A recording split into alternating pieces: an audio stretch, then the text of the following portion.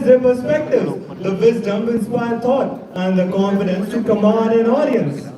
To invoke the blessings of the Almighty and illuminate this occasion with the light of knowledge and wisdom, we shall now begin the ceremony with the traditional lighting of the ceremonial lamp. May I now have the privilege of inviting our esteemed chief guest, Right Reverend Bishop Joseph Kallarekar, respected Father Principal, Father Thomas, respected Father Vice Principal, Father Kishore, and honorable judges to kindly grace the stage and light the ceremonial lamp.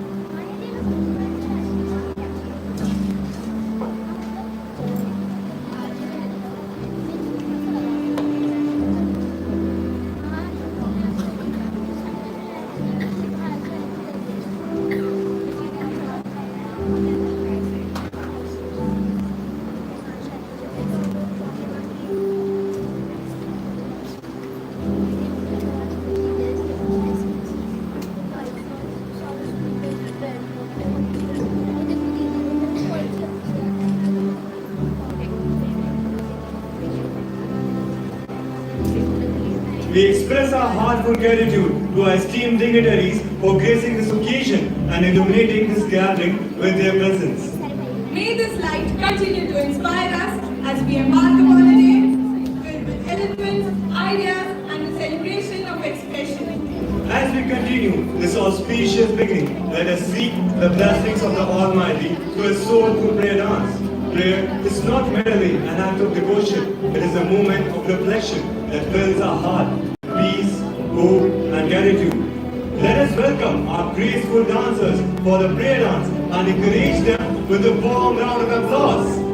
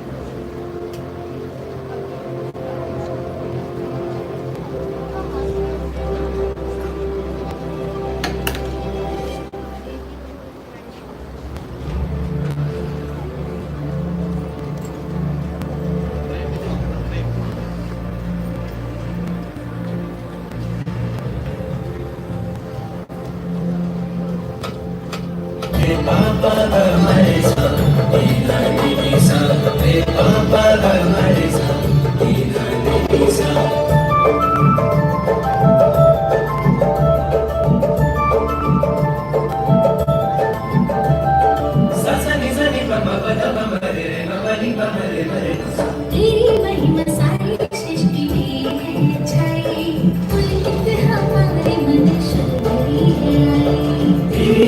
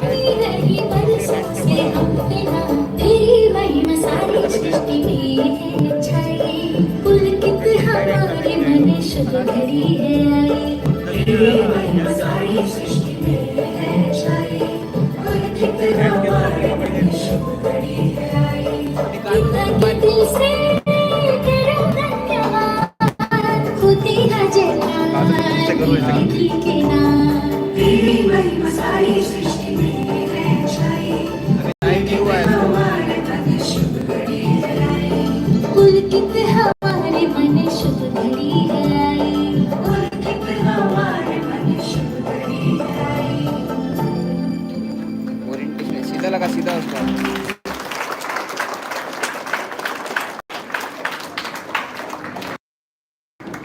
Video बंद कर phone पर। अब सीधा लगा देना इसको, सीधा ewe खड़ा कर दो, बस ये सीधा आएगा। वो आएगा एक चीज़ है, वो लैंडस्केप नहीं आएगा ना। फादर को बोलना लैंडस्केप पे कर पाओगे। What a serene and soulful performance! Let us give them another warm round of applause for that wonderful presentation.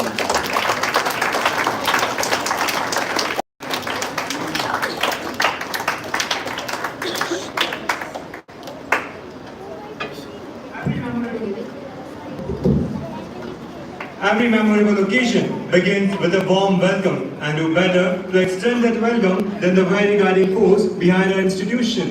It is now our honor to invite our respected Father Principal, Father Thomas, to extend a heartfelt welcome to our esteemed guests, honorable judges, and all the participating schools. May I request Father to kindly address the gathering.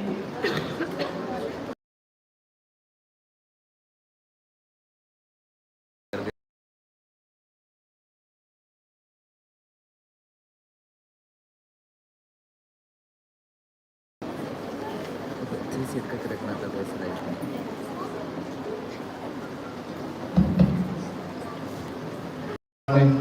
Most Reverend Bishop Oswald Joseph Pelerican, the President of the Anselms Medical Society, Reverend Fathers, Ramesh, Manager St. Anselms School, Chomu, Father Jackson, St. Anselms School Manager, Kuchaman City.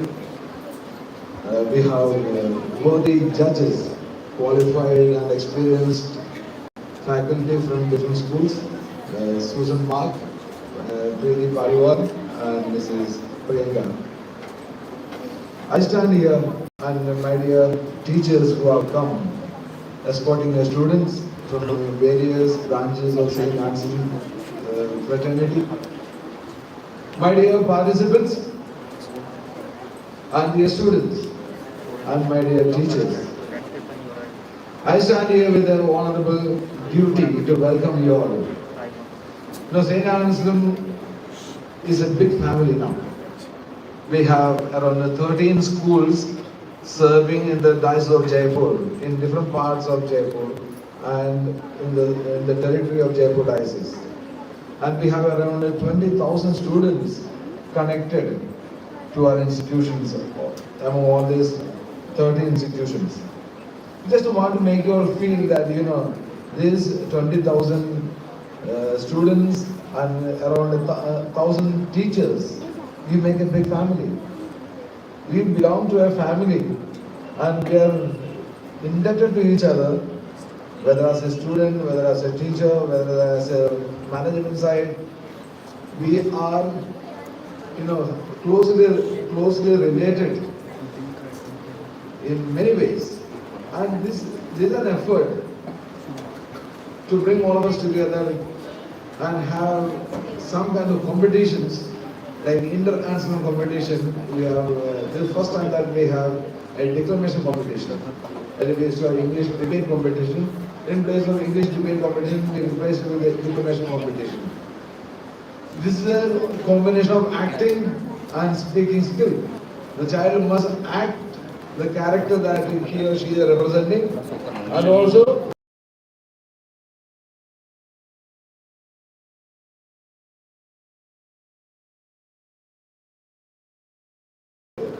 able judges here to judge them well, and also the teachers who have trained them well. They are also here in our midst. And the organizing team, they are a wonderful organizing team of our school that is taking care of the entire organization of this wonderful event. And I'm sure that every one of you will enjoy being here, witnessing such a wonderful show of talent by your students.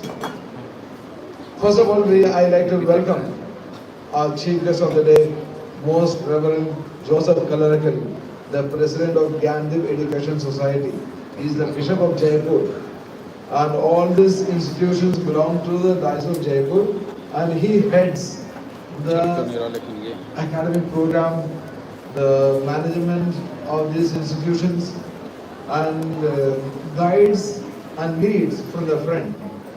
And he tries to be present and available for all the inter and some events so that he can witness himself firsthand how things happen in our schools and what are the good things where we can improve and wherever we have to contribute more. So, dear Bishop, from St. Anselms North City School, I extend you a warm welcome into our midst and to witness our program. Let's put our hands together for our Bishop.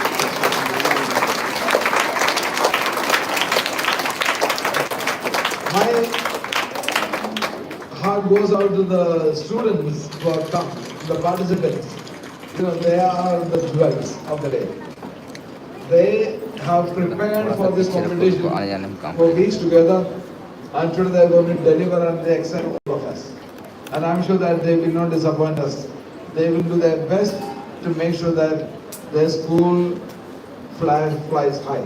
So students, participants, welcome to you all. Let's put our hands together for them.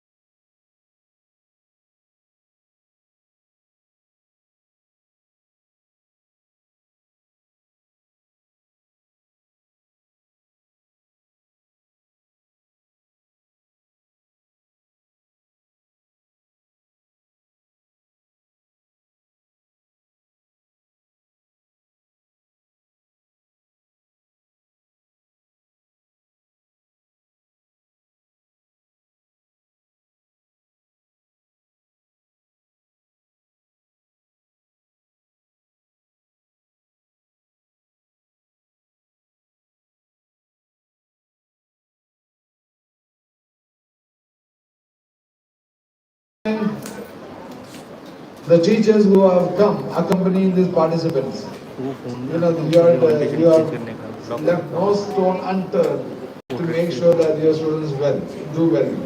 So I'm sure that we will have wonderful presentations here. I wish you all the best and cordial welcome to each one of you. Let's welcome the teachers here. I extend a warm welcome to all my staff and the organizing team and my dear students who are seated here. Let's all enjoy this day with our guests coming in and performing. I welcome you all. I wish you a good day. God bless you all.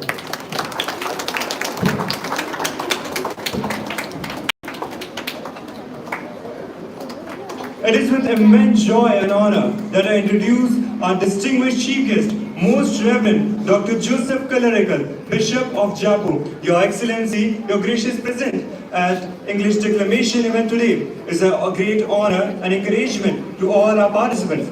On the behalf of everyone present here, I extend a warm and heartful welcome to our beloved chief guest, Most Reverend Dr. Joseph Kalarekal, Bishop of Jaipur. Now, as a token of our warm wishes and heartful appreciation, we would also like to extend a floral welcome to our esteemed chief guest, Right Reverend Bishop Joseph Kalarekal.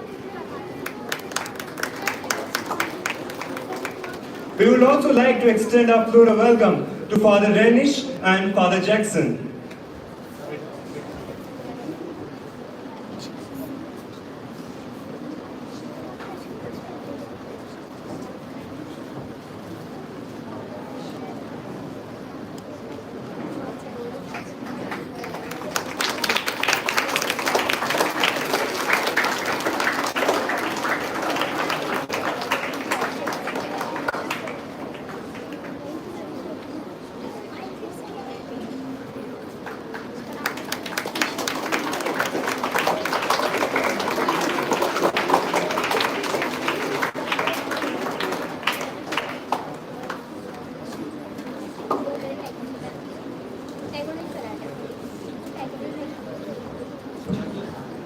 It is our privilege to introduce our esteemed judge, Ms. Preeti Paliwal, a dedicated and accomplished educator who is currently serving as the PGT of English at St. Teresa's School, Jodhpara. Ladies and gentlemen, please join us in extending a warm welcome to Ms. Preeti Paliwal.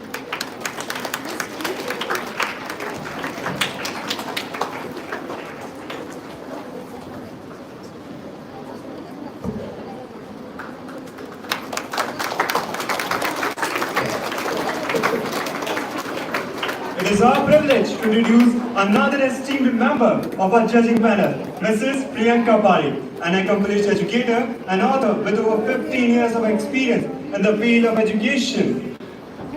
She currently serves as an English faculty member at Sophia Senior Secondary School, Ranapuram, and is the author of the book Amira. Ladies and gentlemen, please join us in extending a warm welcome to Mrs. Priyanka Pari.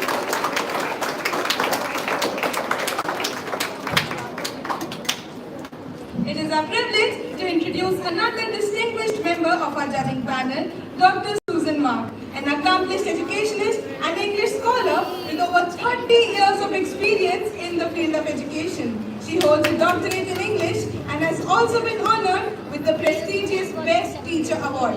Ladies and gentlemen, please join us in extending a warm welcome to Dr. Susan Mark.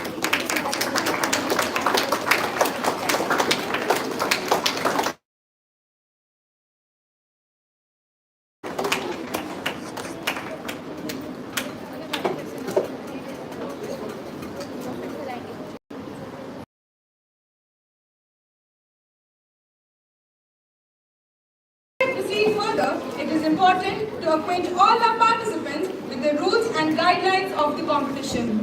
To read out the rules of the competition, may I now invite Mrs. Sherry Paul ma'am to kindly come forward and address the gathering.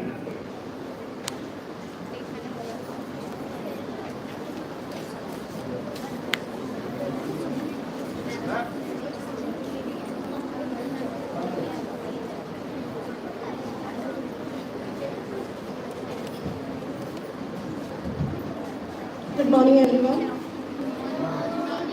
I'll now introduce you with the guidelines and the rules. The duration of each presentation shall be 3 to 5 minutes. A warning bell will be rung 1 minute before the completion of the allotted time. That means at the end of 4 minutes, one warning bell will be rung. After that, at the end of the time duration, at 5 minutes, another final bell will be rung indicating the end of the presentation. Participants exceeding the prescribed time limit may be penalized or disqualified at the discretion of the judges.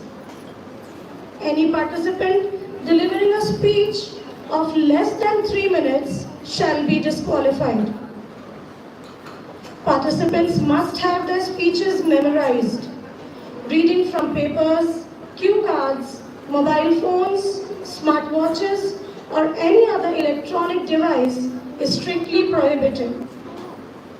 Participants must wear an appropriate attire that reflects the personality, character, or the theme of the speech. Costumes and light makeup may be used to enhance the presentation.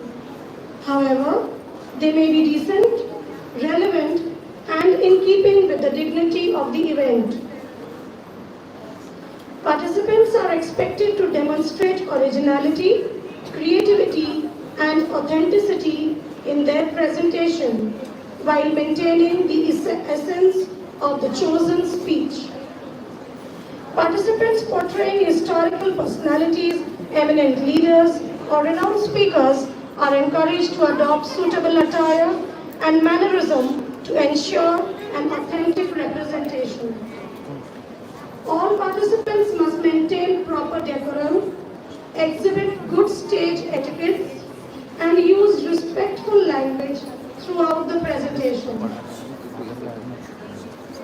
The order of the presentation shall be determined through a draw of lots that must be strictly adhered to, which has already been completed at the time of reflections.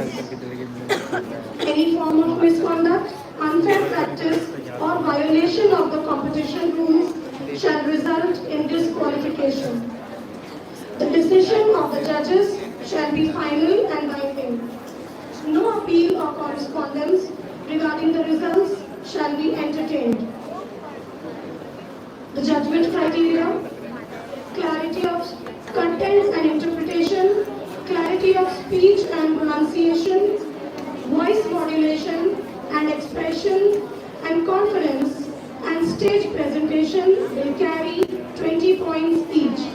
Gestures and body language along with the costume and overall presentation will carry 10 points each. So it will be a total of 100 points with every aspect presentation. Thank you and wish you good luck, all the participants. Thank you, Sharma. The stage is set, the audience is ready, the competitors are prepared, and the moment has arrived for words to take flight.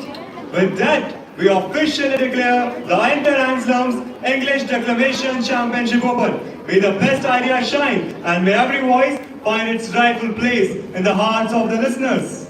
To begin the competition, we invite our first contestant to step onto the stage and set this journey of expression in motion. The stage is yours. We wish you all the very best.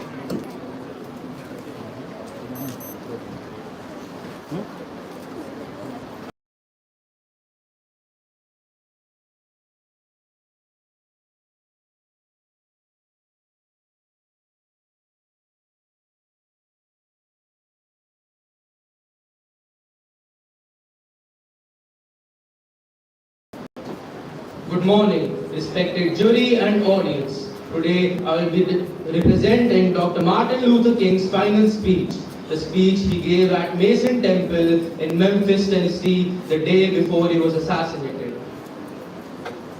You know, several years ago, I was in New York City autographing the first book that I had written. And as I was sitting down autographing books, a demented black woman came up to me. The only question I had heard from her was, "Are you Martin Luther King?" And as I was sitting down writing, I said yes. The next minute I found something beating in my chest. And before I knew it, I had been stabbed by this demented woman. I was rushed to Harlem Hospital. It was a dark Saturday afternoon. The blade had gone through and the x-rays revealed that the tip of the blade had been on the edge of my aorta, the main artery. And once that's punctured, you're drowned in your own blood, and that's the end of you. But after about 4 days of recovery, they allowed me to move around in the wheelchair of that hospital. They allowed me to read some of the mails that came in. Now, there were letters from all over the states and the world, kind letters. And I read a few, but one of them I will never forget. It came from a little girl a young girl who was a student at the White Plains High School. I received mails from the president and the vice president, but I have forgotten what those telegrams said. I received a visit and a letter from the governor of New York, but I have forgotten what that letter said. But there was another letter. It said simply, "Dear Dr. King, I am a 9th grade student at the White Plains High School, and while it should not matter, I would like to mention that I'm a white girl. I read of your misfortune and of your suffering in the paper. I read that if you had just sneezed, you would have died. Well, I'm simply writing you to say that I'm so happy that you didn't sneeze. And I want to say tonight that I too am happy that I didn't sneeze, because if I had sneezed, I wouldn't have been around here in 1960 when students from all over the South started sitting in at lunch counters. But I knew that as they were sitting in, they were really standing up for the best in the American dream, taking the whole nation back with them to those great wells of democracy which were dug deep by the founding fathers of our nation in the Declaration of Independence and the Constitution. If I had sneezed, I wouldn't have been around in 1961 when we decided to take a ride for freedom and ended segregation and interstate travel. If I had sneezed, I wouldn't have been around here in 1962 when Negroes in Albany, Georgia decided to straighten their backs up. And whenever men and women straighten their backs up, they are going somewhere, because a man can't ride your back unless it is bent. If I had sneezed, I wouldn't have been around here in Memphis, Tennessee to see a community rally around those brothers and sisters who are suffering. If I had sneezed, I wouldn't have been around there in 1963 when black people in Birmingham, Alabama aroused the conscience of a nation and brought into being the Civil Rights Bill. If I had sneezed, I wouldn't have been there later that year in August to tell America about a dream I had. I'm so happy that I didn't sneeze. When I landed in Tennessee this morning, when I left Atlanta and I landed in Tennessee, some began to say or talk about the threats that were out there, of what would happen to me by some of our sick white brothers. So I don't know what will happen now. We've got some difficult days ahead, but it really doesn't matter to me now, because I've been to the mountaintop. And I don't mind. Like anybody, I would like to a long life. Longevity has its place, but I'm not. I just want to do God's will, and He has allowed me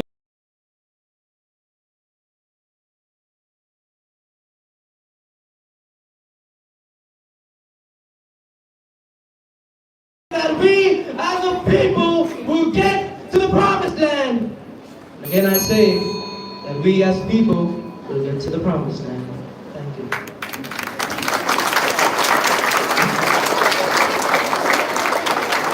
Thank you for that wonderful presentation. As one voice leaves behind its thoughts, another now steps forward to make its own words heard.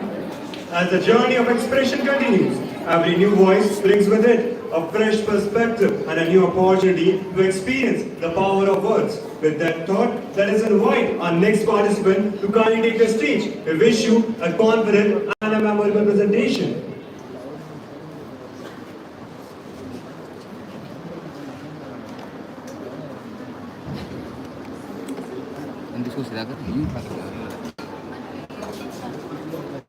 Good morning to the August gathering present here. Today I, code number 2, stand before you all to declaim the historic speech by Dr. Martin Luther King Jr. titled, I Have a Dream. I have a dream that one day on the red hills of George, the sons of former slaves and the sons of former slave owners will be able to sit down together at the table of brotherhood.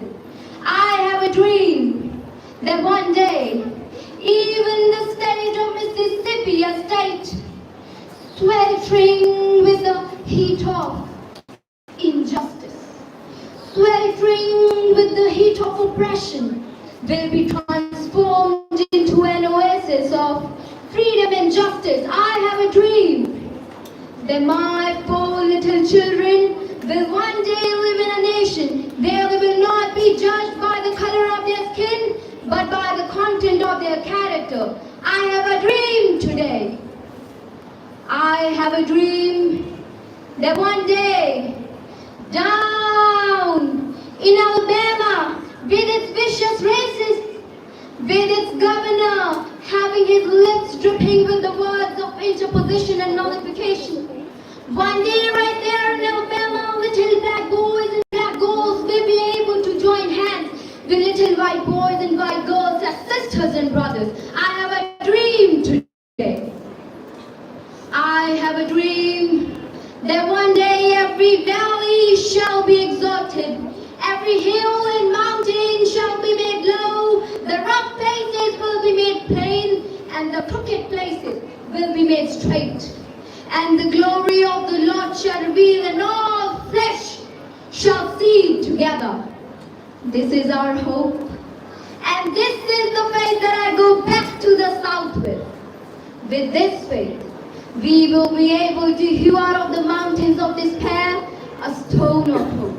With this faith, we will be able to transform the jangling discords of our nation into a beautiful symphony of brotherhood.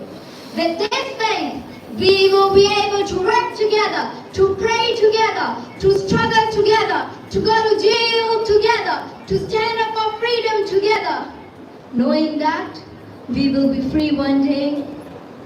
This will be the day, this will be the day when all of the God's children will be able to sing with new meaning.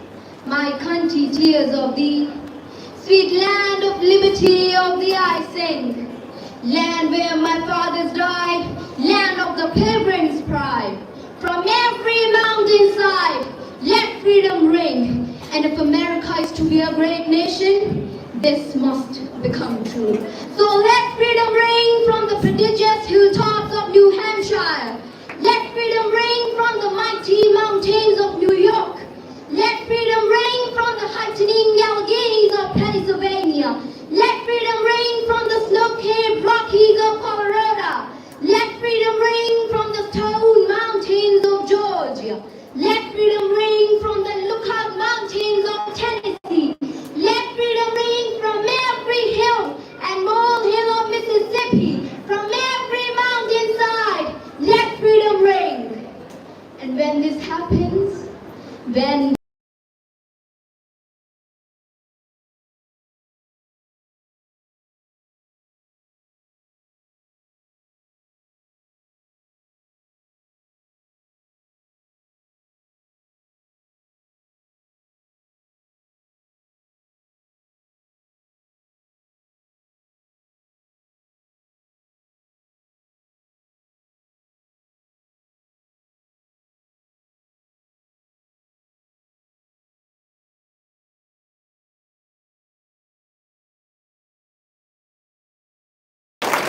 Thank you for this wonderful presentation. Your words and expressions have added another beautiful dimension to this competition. Every speech carries an idea, but it is the speaker who gives that idea a voice and an identity. With that thought, we invite a third participant to take the stage and present their declamation. All the very best. Judges, please note this is contestant number 3. A very good morning to everyone present here. Today, I, Varalika Singh Rathod, stand to represent the British politician Tony Benn, and I will be presenting the speech that he delivered in the House of Commons on 17 February 1998 against the government motion, with the motion being whether the United Kingdom should help the US in invading Iraq. So here I begin. Mr. Deputy Speaker, there is nobody in the House who supports the regime of Saddam Hussein, who is a brutal dictator. And there is nobody in the House who defends for one moment the denial by the Iraqi government of the Security Council resolution. And the former Prime Minister was talking about a preventive war. Now, there is no provision in the United Nations Charter for a preventive war. Indeed, if we're being realistic, and we must not fool ourselves that huge American fleet, 30 ships and 1,000 aircraft, are not in the Gulf waiting to be withdrawn when Saddam gives a friendly note to Kofi Annan. That is a fleet sent there to be used. And this house would be deceiving itself if it thought that what's called diplomatic measures would actually avert its use. And this is also a unique debate as far as I'm concerned, because we're not starting afresh. I opposed the Gulf War. The reason was because the question you should ask yourself is, how was it that Saddam ever got into Kuwait? Why wasn't that stopped? We had a war, the equivalent of 7.5 Hiroshimas were dropped on the people of Iraq, the biggest bombardment since the Second World War. 200,000 Iraqis died, depleted uranium bullets were used. And it's so good saying that, oh, Saddam took the money for his palaces. Well, if that were the case, then why does the United Nations Children's Fund not say that? There are 1 million children in Iraq starving, out of which 500,000 have already died. And are we such fools to think that if we bomb other people, they will crumble, and when they bomb us, it will stiffen our resolve? The House really ought to study a bit of its own history. And the former Prime Minister from Huntingdon was talking about collateral damage. And I must admit, the military men are quite clever. You don't talk about hydrogen bombs, you talk about deterrence, you don't talk about people, you talk about collateral damage, you don't talk about power stations and sewage plants, you talk about assets.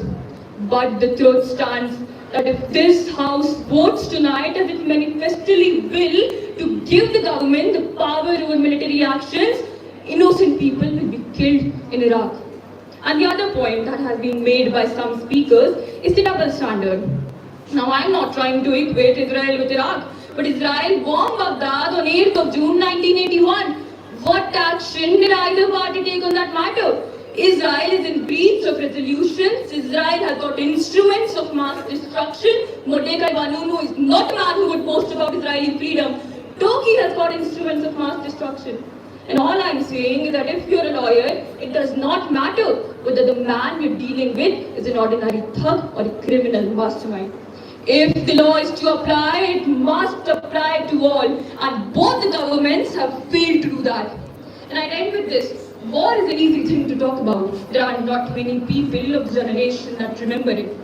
The right honorable gentleman served with distinction. I never killed anyone, but I wore uniform. And I was in London in the Blitz in 1940, living in the Millbank Tower where I was born. And every morning I saw Docklands burning. 500 people were killed one night in Westminster by a landmine. It was terrifying. I told you, I was terrified.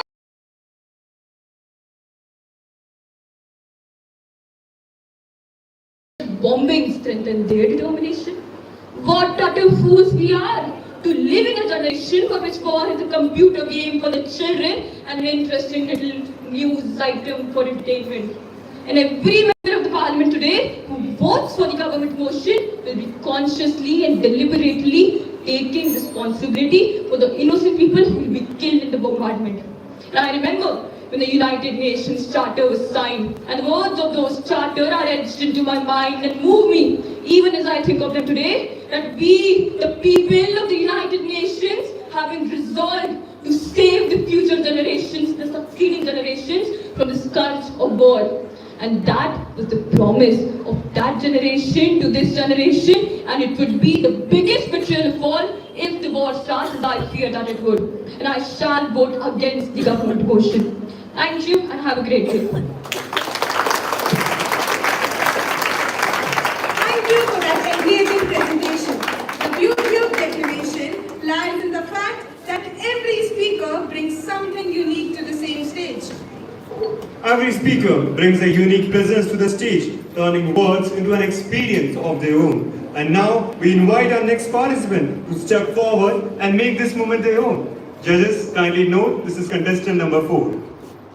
First of all, good morning, esteemed teachers, respected judges, and my dear friends. My heartfelt greetings to everyone present here. I am Subhash Chandra Bose. Some called me Netaji. but I did not seek a title. I sought for only one thing, freedom for my motherland. That's why I fought for my country and for freedom. For centuries, India had been chained by foreign rule. Our people were silenced, our dreams were crushed.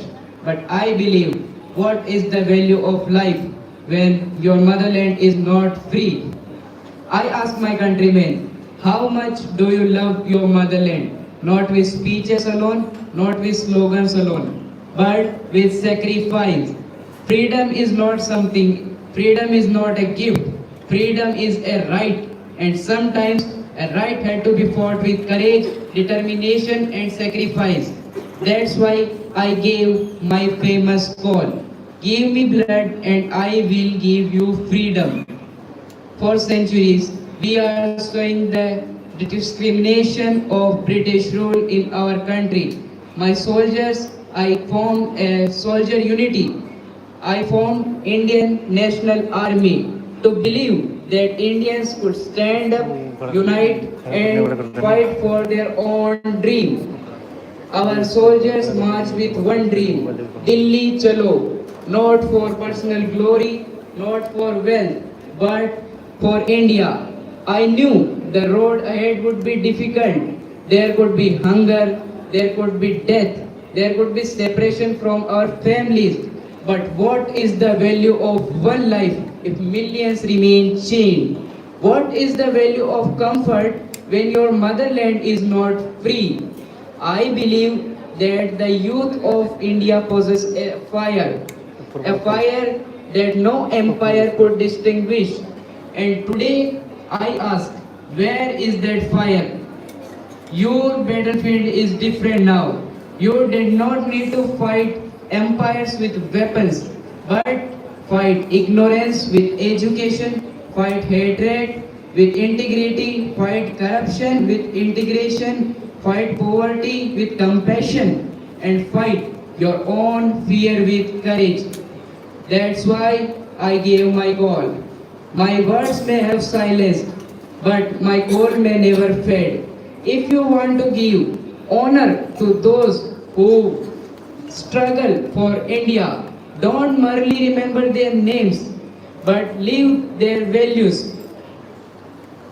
I am Subhash Chandra Bose. My voice may have faded with time, but my call must never fade. Give me blood and I will give you freedom. Jai Hind.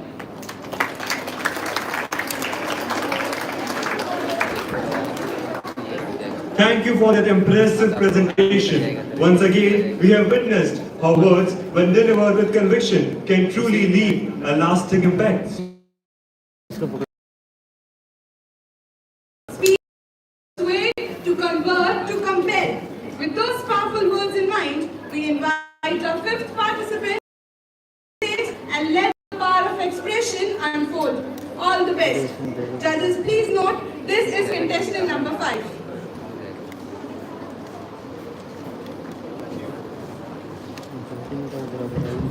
Good morning, respected judges, teachers, and my dear friends. Imagine a 12-year-old standing before world leaders, not to ask for applause, but to ask for a future. I am Severin Suzuki, a young environmental activist from Canada and a member of environmental children's organization ECO.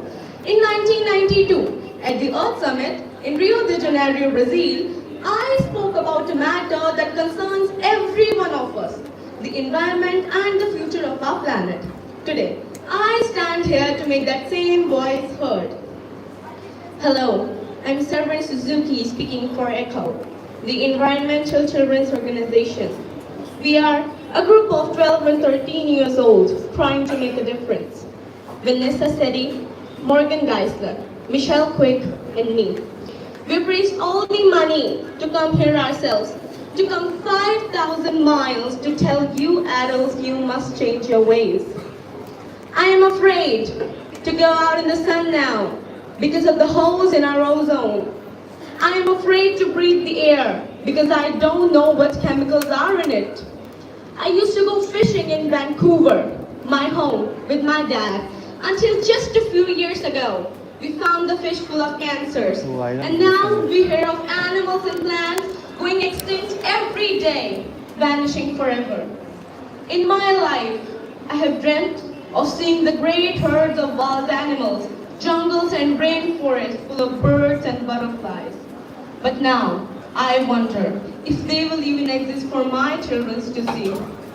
Did you have to worry of these things when you were my age? All this is happening before our eyes, and yet we act as if we have all the time we want and all the solutions. I am only a child, and I don't have all the solutions. I want you to realize, neither do you. You don't know how to fix the holes in our ozone layer. You don't know how to bring the salmon back up in a dead stream. You don't know how to bring back an animal now extinct. And you can't bring back the forest that once grew where there is now a desert. If you don't know how to fix it, please stop breaking it.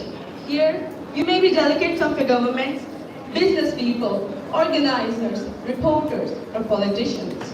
But really, your mothers and fathers, sisters and brothers, aunts and uncles, and all of you are someone's child. I'm only a child, yet I know we're all part of a family 5 billion strong. In fact, 30 million species strong. And borders and governments will never change that. I'm only a child, yet I know we're all in this together and should act as one single world towards one single goal. In my anger, I'm not blind.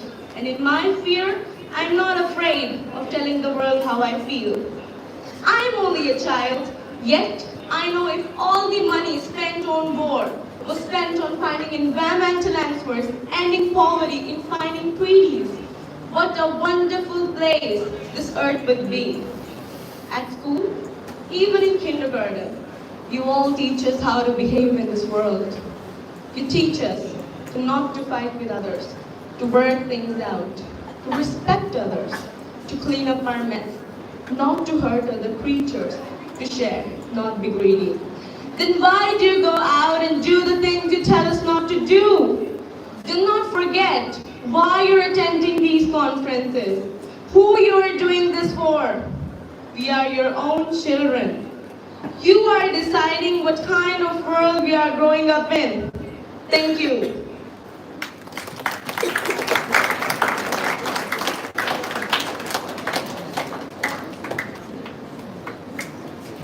Thank you for that presentation. A well-delivered speech does not simply reach our ears.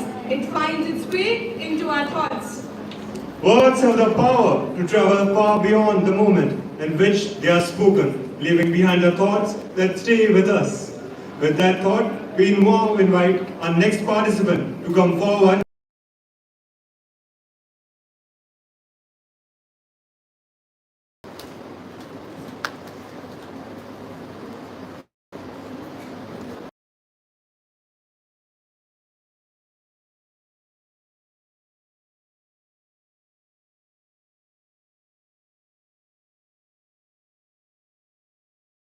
Leader Martin Luther King, a speech entitled as I Have a Dream. Let me begin. I was born in a nation that promised liberty to all, yet denied it to many. I saw laws that divided people instead of protecting them. I saw families being treated as though they mattered less.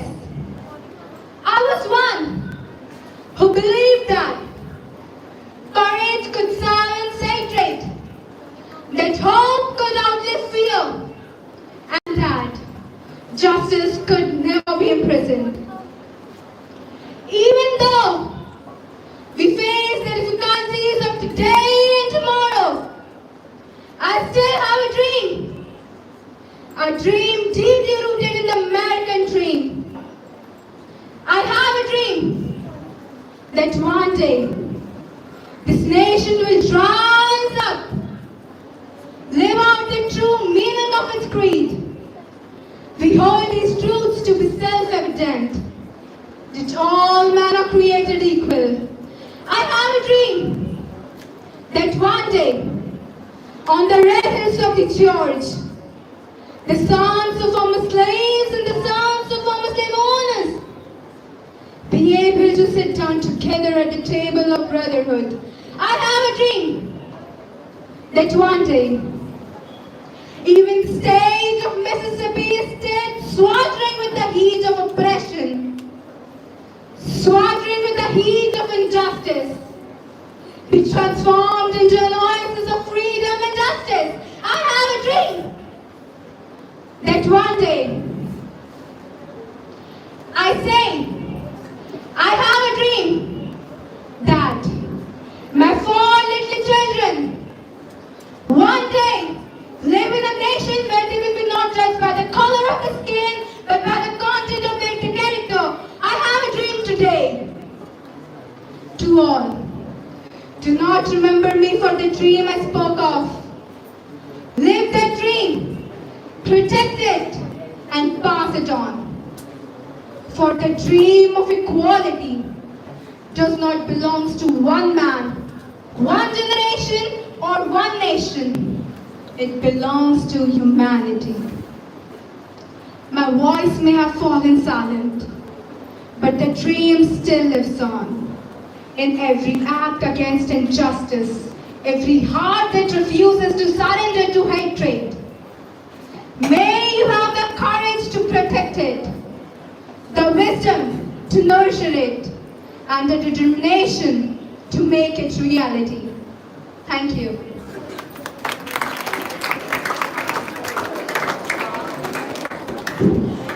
Thank you for that beautiful presentation. Your words have given us another moment to pause, reflect, and appreciate the power of expression. Words written on paper may remain silent, but when spoken with conviction, they acquire a life of their own. Let us now invite our next participant, Dhanishta, representing Evelyn Bankhurst, to take the stage and bring her chosen words to life. Wish you the very best. A very warm and pleasant morning to everyone present here. I am here today. I stand before you to present an excerpt from the historic speech, Freedom or Death, delivered by Emmeline Pankhurst in 1913. I did not come here as an advocate, because whatever position the suffrage movement may occupy in United States and England, it has passed beyond the realm of advocacy, and it has entered into the sphere of practical politics. It has become the subject of revolution and civil war. I am here as a soldier who has temporarily left the field of battle in order to explain what civil war is like when civil war is waged by women. I am here as one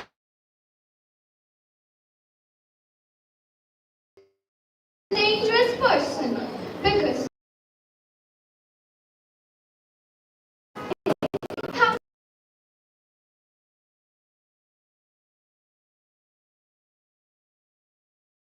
beings, and human beings cannot forever submit to injustice.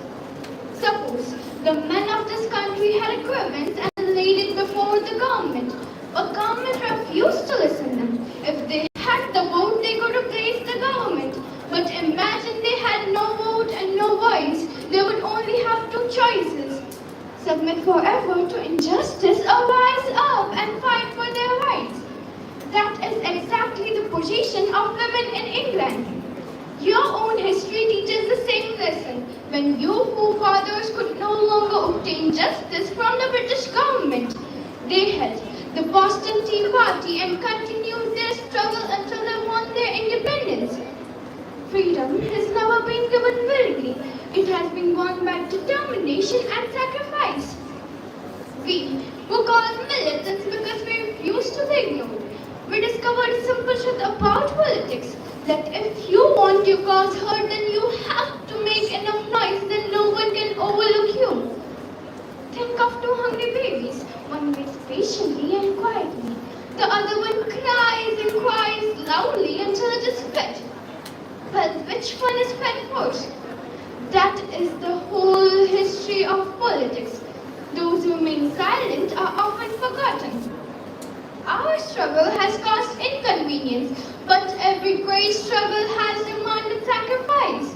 You cannot have a civil war without damage, just as you cannot make an omelette without breaking eggs. The important thing is that no more damage is done than is absolutely necessary to awaken the conscience of a nation. The government believed it could stop us by sending us to prison. Instead, more women joined the movement.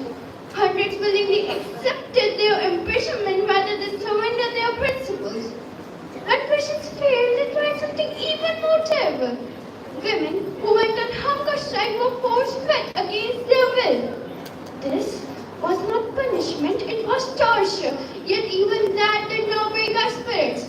Then came the so-called Cat and Mouse Act. Women who were released when they were close to death, only to be arrested again once they had to.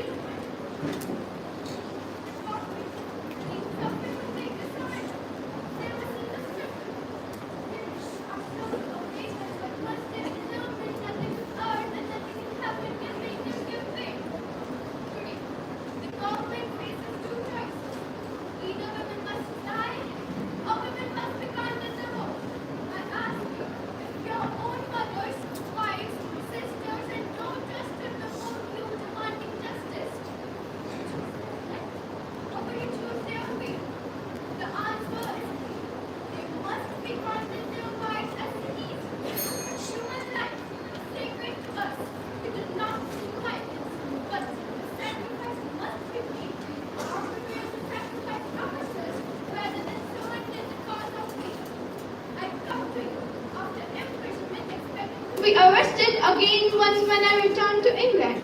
Yet I have no fear because I know this struggle is greater than any one person. If we win this hardest of all battles, then women across the world will feel it easier to win theirs. Freedom is never a gift. It has been won by courage, by perseverance, and by those who refuse to give up. Thank you.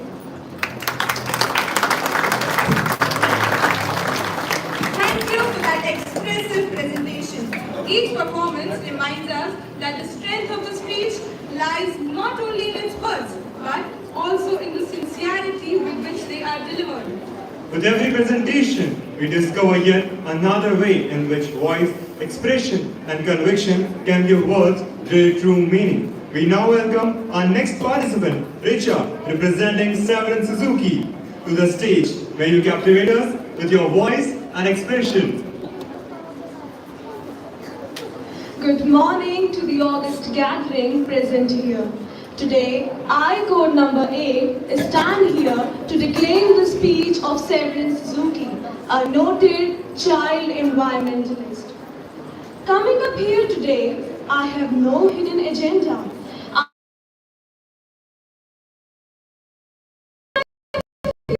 Future is not like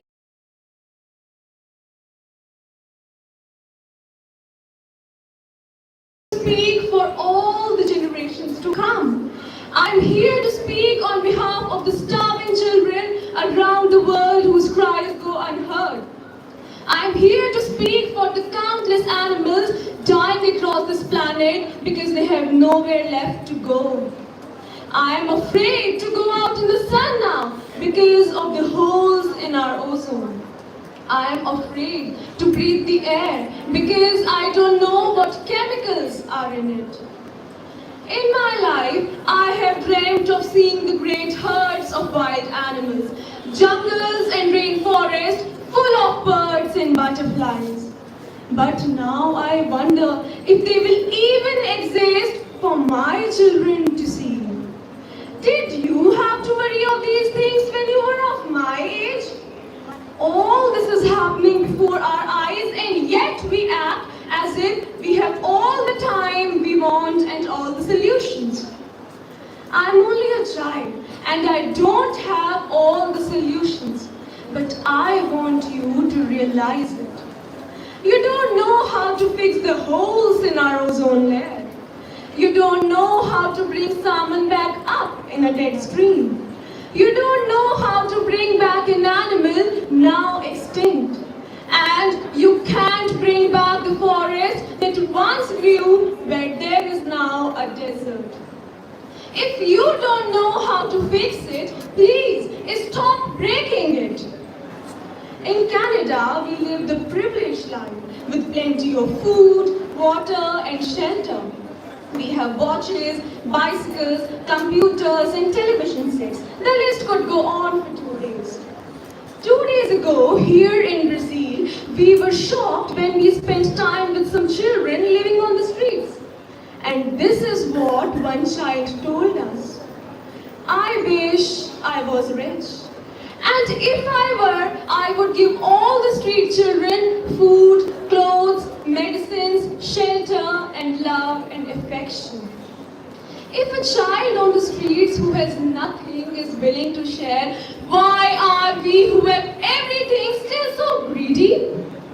I can't stop thinking that these are children my own age, that it makes a tremendous difference where you are born. That I could be a child living in the fabulous of freedom. I could be a child starving in Somalia, or a victim of war in the Middle East, or a beggar in India. I'm only a child, yet I know if all the money spent on war was spent on finding environmental answers, ending poverty, and finding treaties, what a wonderful place this earth would be. At school, even in kindergarten, you teach us how to behave in the world. You teach us to not to fight with others, to work things out, to respect others, to clean up our mess, to not to hurt other creatures, to share, not be greedy. Then why do you go out and do the things you tell us not to do? Do not forget why you are attending these conferences, who you are doing this for. We are your own children. You are deciding what kind of a world we are growing up in. My dad always says, you are what you do, not what you say. Well, what you do makes me cry at night. You grown-ups say you love us, but I challenge you, please make your actions reflect your words. Thank you. Thank you for that captivating presentation. Your confidence and expression have certainly made this performance a memorable one. The most precious things in a speech are pauses. For sometimes it is not only the words, but the silence between them that gives a speech its true impact. With that thought, we invite our next participant, Ojas Gupta, representing John F. Kennedy, to take the stage. We wish you all the very best. A very good morning to the august gathering present here today. Words have the power to change the world, and today I have the privilege to echo them. So let us journey back in time as I, Ojas, stand before you all, not just as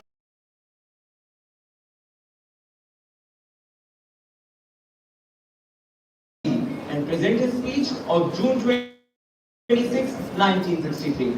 Ich bin ein Berliner. Here I begin. 2000 years ago, the proudest boast was Civis Romanus Sum. Today, in the world of freedom, the proudest boast is Ich bin ein Berliner. There are many people in this world who really don't understand, or say they don't, what is the great issue between the free world and the communist world. Let them come to Berlin. There are some who say that communism is the wave of the future. Let them come to Berlin. And there are some who say that it's true that communism is an evil system, but it allows us to make economic progress. Let them come to Berlin. And there are even a few who say that we can work with the communists. Lass sie nach Berlin kommen, let them come to Berlin. Freedom has many difficulties, and democracy is not perfect. But we never had to put a wall up to keep our people in. to prevent them from leaving us. I want to say, on behalf of my countrymen, who live many miles away from you, on the other side of the Atlantic, who are far distant from you, that they take the greatest pride that they have been able to share with you the story of the last 18 years. I know of no town, no city that has been besieged for 18 years that still lives with the vitality and the force and the hope and the determination of this city of West Berlin. Well, the wall is the most obvious and vivid demonstration of the failures of the communist society. For all the world to see, we take no satisfaction in it, for it is an offense, not only against history, but against humanity, separating families, dividing husbands and wives and brothers and sisters, and separating a people who wish to be joined together. What is true of this city is true of Germany. Real, lasting peace in Europe can never be assured as long as one man out of four is denied the elementary right of a free man, and that is to make a free choice. In 18 years of peace and good faith, this generation of Germans has earned its right to be free, including the right to unite their families and their nation in lasting peace with goodwill to all people. You live in a defended island of freedom, but your life is part of the map. So let me ask you, as I close, to lift your eyes up beyond the dangers of today to the hopes of tomorrow, beyond the freedom of this mere city of Berlin or the country of Germany to the walls of freedom everywhere, beyond the wall to this day of peace with justice, beyond yourselves and ourselves to all mankind. Freedom is indivisible, and when one man is enslaved, all are not free. When all are free, then we can look forward to the day when this city will be joined as one, and this country and this great continent of Europe in a peaceful and hopeful globe. And when that day comes, as it will, the people of West Berlin can take sober satisfaction knowing the fact that they were in the front lines for almost 2 decades. All free men, wherever they may live, are proud citizens of Berlin. And therefore, as a free man, I take pride in my words. Ich bin ein Berliner. I am a proud citizen of Berlin. Thank you and have a nice day. Thank you for that remarkable presentation. A new voice now awaits its moment, ready to add another chapter to this journey of expression. A stage becomes truly meaningful when it gives voices the freedom to be heard and ideas the space to come alive. We now invite our next participant, Kanishk Raj, representing Patrick Henry, to kindly take the stage and add another voice to this celebration of experience. We wish you all the very best.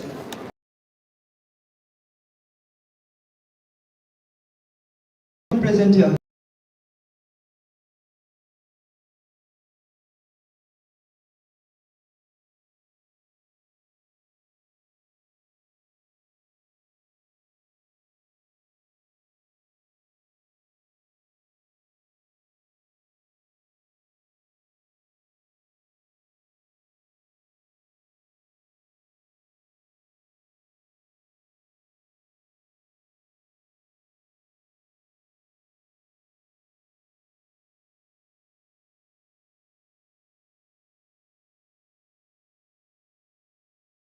Entertaining as I do, opinions of a character very opposite to theirs.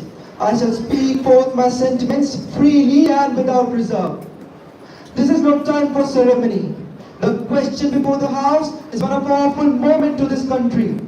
As for my own part, I consider it as nothing less than a question of freedom or slavery. I wish to know what there has been in the conduct of the British ministry for the past 10 years so as to justify those hopes with which our gentlemen have been pleased to solace themselves and the House. Is it an insincere smile with which our petitions have been lately received? Trust him not, sir, it will prove us near to your feet. Suffer not yourselves to be betrayed with a kiss. Ask yourselves, how this gracious reception of our petition comports with the warlike preparation that covers our water and darken our land. Are fleets and armies really necessary for a work of love and reconciliation? Have we shown ourselves so unwilling to reconcile that force must be called in to win back our love? Let us not deceive ourselves, sir. These are the preparations of war and subjugation, the last arguments to which kings resort. They are sent over to bind and rivet upon us those chains which the British ministry have been so long forging. And what have we to oppose to them? Shall we try argument? Sir, we've been trying that for the last 10 years. What new have we to offer upon the subject? Nothing. That is not, I beseech you, sir, deceive ourselves. We have done everything that could be done to avert the storm that is now coming upon us. Our petitions have been slighted. Our remonstrances have produced additional violence and insult. Our supplications have been disregarded, and we have been spawned with contempt from the foot of the throne. If we wish to be free, we must fight. I repeat it, sir. We must fight and appeal to arms, and to the God of hosts is all that is left us. They tell us, sir, that we are weak, unable to cope with so formidable an adversary. But when shall we be stronger? Will it be next week or the next year? Will it be when we are completely disarmed and when a British guard will be stationed at every house? We are not weak if we make a proper use of those means which the God of nature hath placed in our power. The millions of people armed in the holy cause of liberty, and in such a country as that we possess, are invincible by any force or enemy can send against us. The war is inevitable, and let it come. I repeat it, sir, let it come. Gentlemen may cry, peace, peace, but there is no peace. The next gale that sweeps from the north will bring forth the clash of resounding arms. Why stand here idle when our brethren are already in the field? What is it our gentlemen wish? Is life so dear, or peace so sweet, so as to be purchased at the price of chains and slavery? Forbid you, Almighty God, but I know not what course that has been taken. As for me, give me liberty, or give me death. Thank you for that wonderful presentation. Without a moment, the stage continues to thrive with new voices and powerful expressions. Great speakers do not merely speak to an audience, they create a connection with it. Let us now welcome our next participant, Ria Meena, representing Evelyn Bankhurst, who is ready to take us on another journey through the power of words. The stage is yours. Good morning, respected judges, teachers, and my dear friends. What would you be willing to sacrifice for freedom? Today, I stand before you not as myself, but as a woman who refused to remain silent, Evelyn Bankhurst. One of the brave British activists and a leading figure in the fight for women's rights.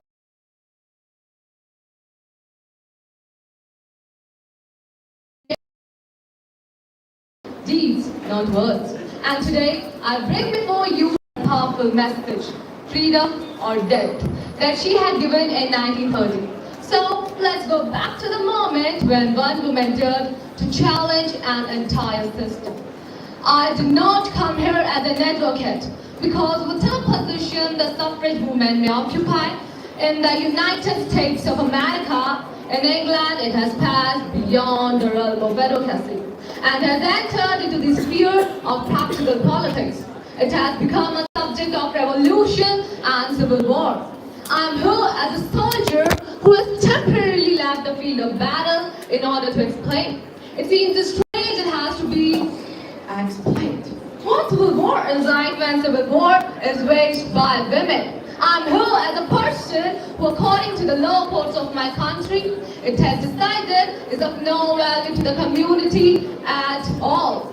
I am adjudged because of my life to be a dangerous person under sentence of penal servitude in a convict prison. It is not at all difficult if revolutionaries come to you from Russia or if they come to you from China or from any part of the world. If they are men, you understand the revolution in just 5 minutes. If male revolutionaries adopt violence to win their liberty, you call them heroes. But since I am a woman, it is mandatory to explain you that while women had adopted revolutionary methods to win their right of citizenship, we have, first of all, to convince you that we are human beings.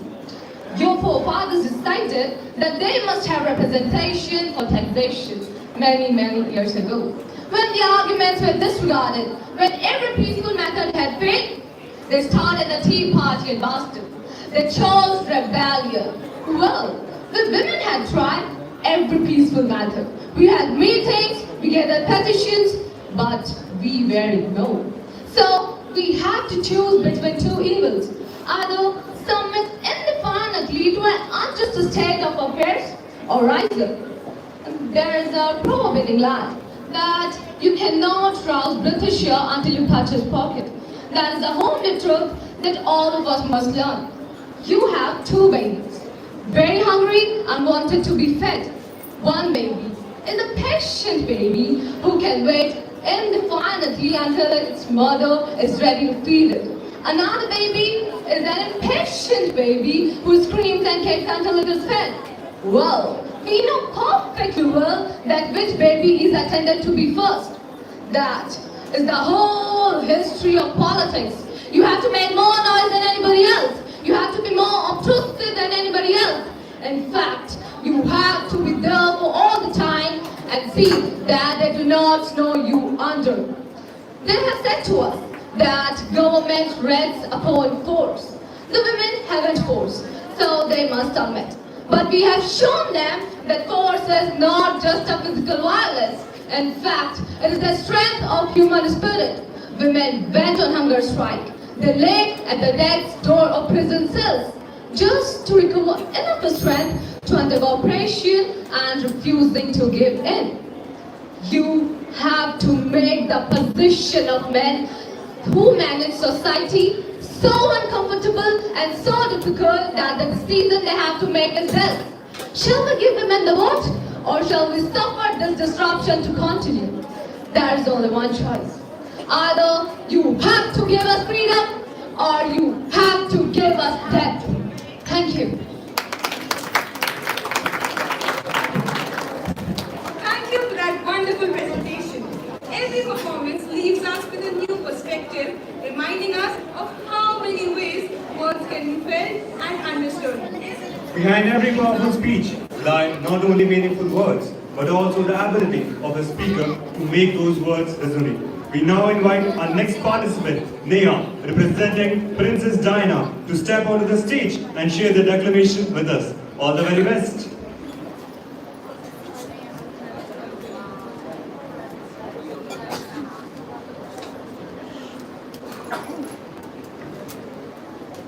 Good morning, respected judges.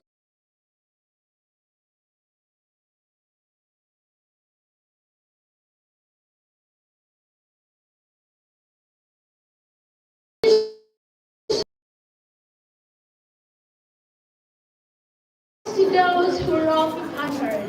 In 1993, at the Turning Point Conference in London, I spoke about women and mental health, challenging the belief that women must always be strong and simply go. Today, I bring you a message of compassion, understanding, and courage to ask for support. Where do we begin? From those I have spoken to tomorrow with Turning Point. The beginning seems to be that women in our society are seen as carers, the ones who can cope. Whatever life throws at them, they will always cope. On call, 24 hours a day, 7 days a week. Whether the children are sick, the husbands are out of work, or the parents are old and fair and need attending, they will help. They will cook and clean, go out to work, attend to the needs of those around them, and they will help. They may be suffering themselves from postnatal depression, violence in a home, or struggling in the gaze of exhaustion and stress to make ends meet, but they will go. Strangely, it is with themselves as well as men who believe against the truth. So deep-seated is this belief that it can take enormous courage for women to admit they cannot go, that they will need help, either from family and friends, or the support system put in place by you, the compassions. Frequently, they will attempt to survive it alone, falling helplessly into a deeper and darker depression, as they feel more and more trapped by the life they are leading. As they almost loses in on down, their self-esteem evaporates into a haze of loneliness and desperation, as they retreat further and further for those who could help them. Many women and men turn to alcohol to numb the pain or the despair, but because it is seen in women as unacceptable to admit to dependence on alcohol, it often goes unnoticed. They are merely perceived as having a rather nervous disposition. The suffering behind their anxious eyes so often goes unseen. Sadly, for others, the strain becomes too much, that the decision to take their own life seems to them the only way of ending the pain. Perhaps they didn't believe they deserve the same support they had given to others.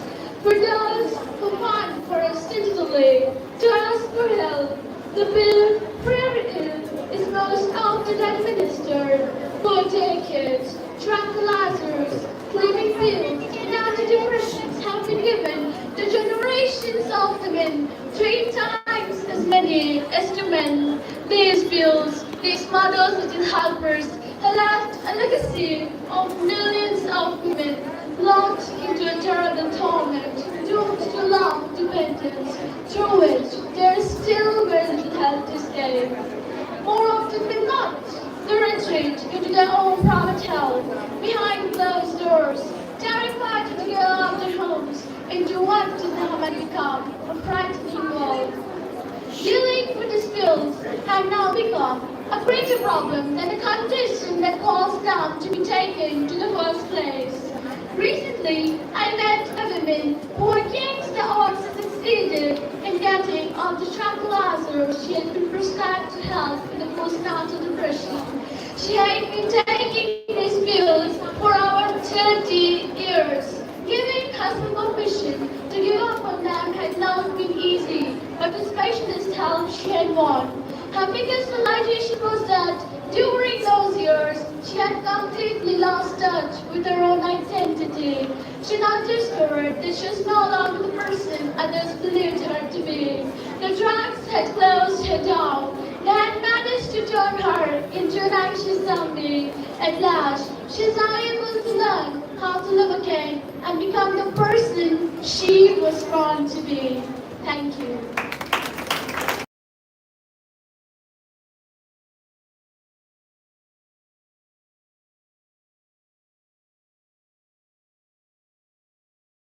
We have seen how the right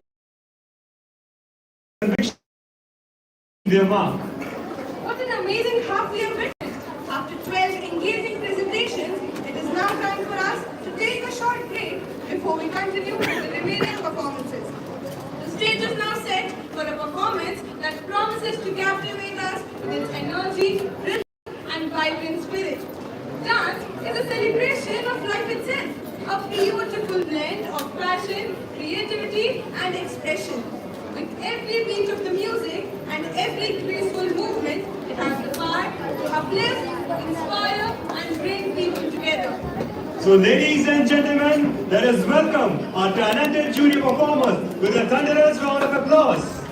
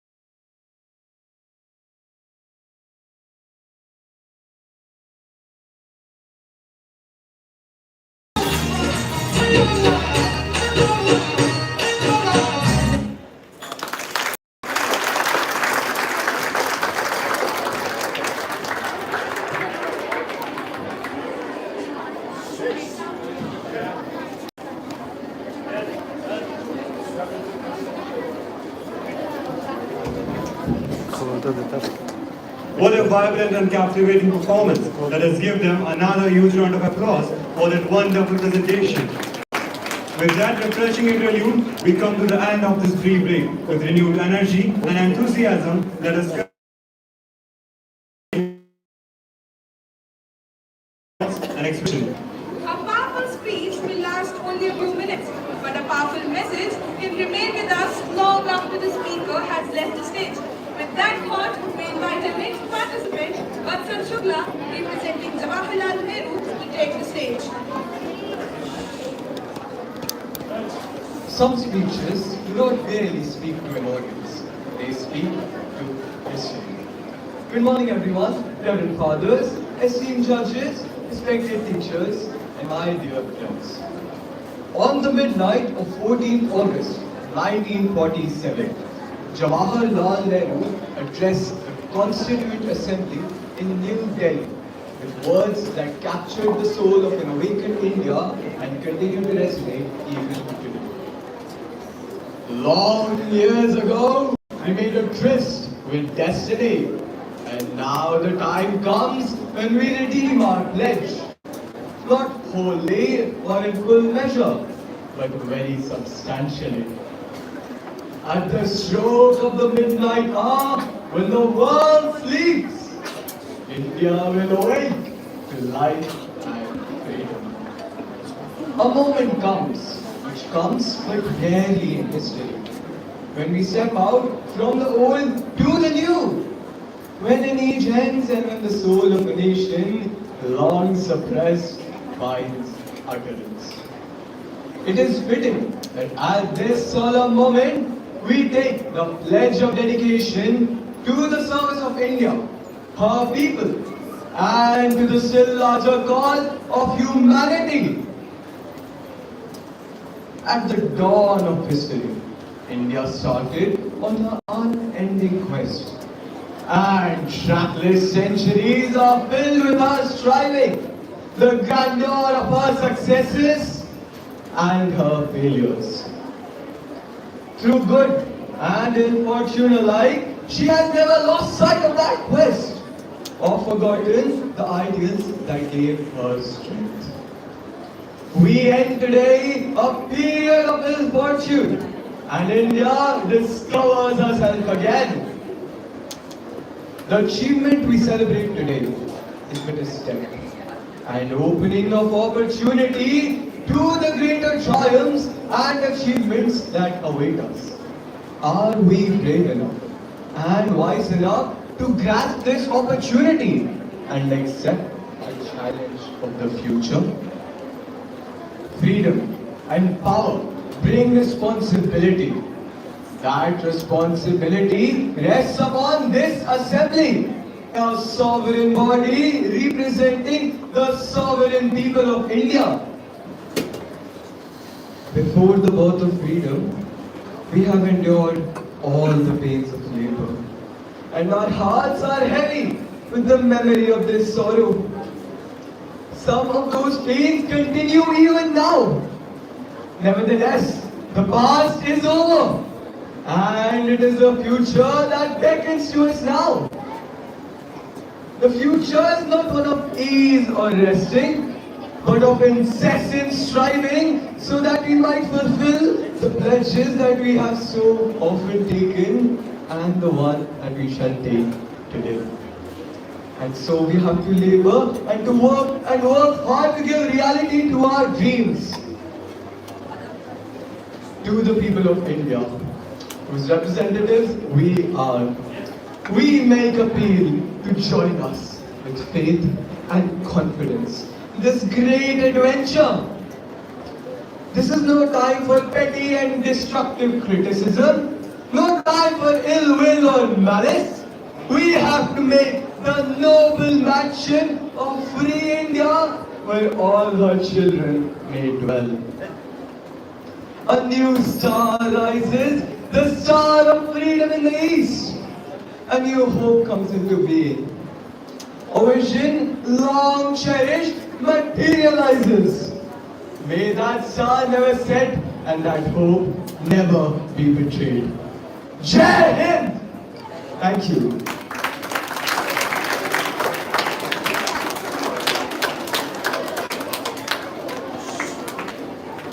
Thank you for that thoughtful presentation. The journey continues as another voice prepares to make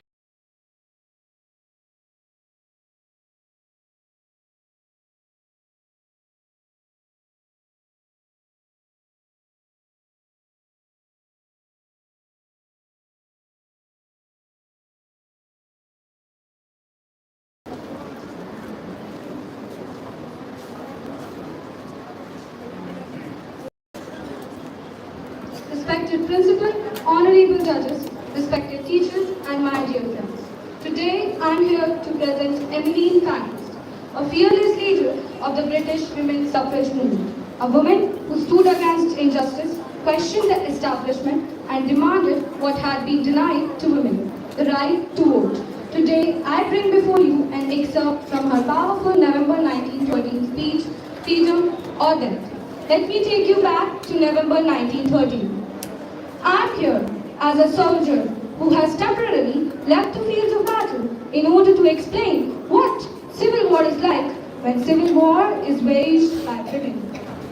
Suppose the men of Hartford had a grievance and they laid that grievance before their legislature. And the legislature obstinately refused to listen to them or to remove their grievance. What would be the proper and the constitutional and the practical way of getting their grievance removed? Well, it is perfectly obvious. At the next general election, the men of Hartford would turn out that legislature and elect a new one. But that the men of Hartford imagined that they were not in the position of being voters at all, that they were governed without their consent being obtained, that the legislature turned an absolutely deaf ear to their demands. What would the men of Hartford do then? They couldn't vote the legislature out. They would have to make a choice of two evils. They would either have to submit indefinitely to an unjust state of affairs, or they would have to rise up. Your forefathers decided that they must have representation to taxation many years ago. When they felt they couldn't wait any longer, when they laid all the arguments before an obstinate British government that they could think of, when every other means had failed, they began at the Tea Party in Boston. That they went on until they had won the independence of the United States of America. We are called militant, and we are quite willing to accept the name. We are determined to press this question that the enfranchisement of the women to the point where we are no longer to be ignored by the politicians. You have to make more noise than anybody else. You have to make yourself more obtrusive than anybody else. You have to fill all the papers more than anybody else. We were no long. We belong to every class. We permeate every class of the community from the highest to the lowest. So you see, in the women's civil war, it is absolutely impossible to deal with it. You cannot locate it and you cannot stop it. We have brought the government of England to this position that it has to face this alternative: either women are to be killed or women are to have the vote. You won your freedom in America when you had the revolution by bloodshed, by sacrificing human life. You won the civil war by the sacrifice of human life when you decided to emancipate the slaves. Human life for us is secret. But we say, if any life is to be sacrificed, it shall be ours. We won't do it ourselves, but we will put the enemy in the position where they'll have to choose between giving us freedom or giving us death. Thank you.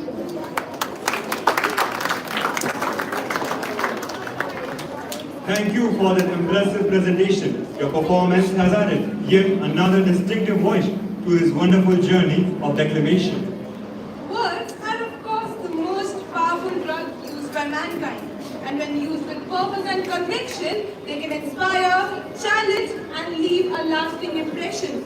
With that thought, we invite our next participant, Alhan Rahman, representing Martin Luther King Jr. to take the stage.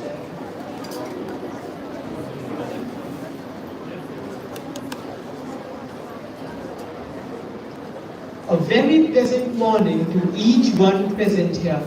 Today, I am going to present an excerpt from Dr. Martin Luther King Jr.'s iconic speech, "I've been to the mountaintop," that he delivered on 3rd April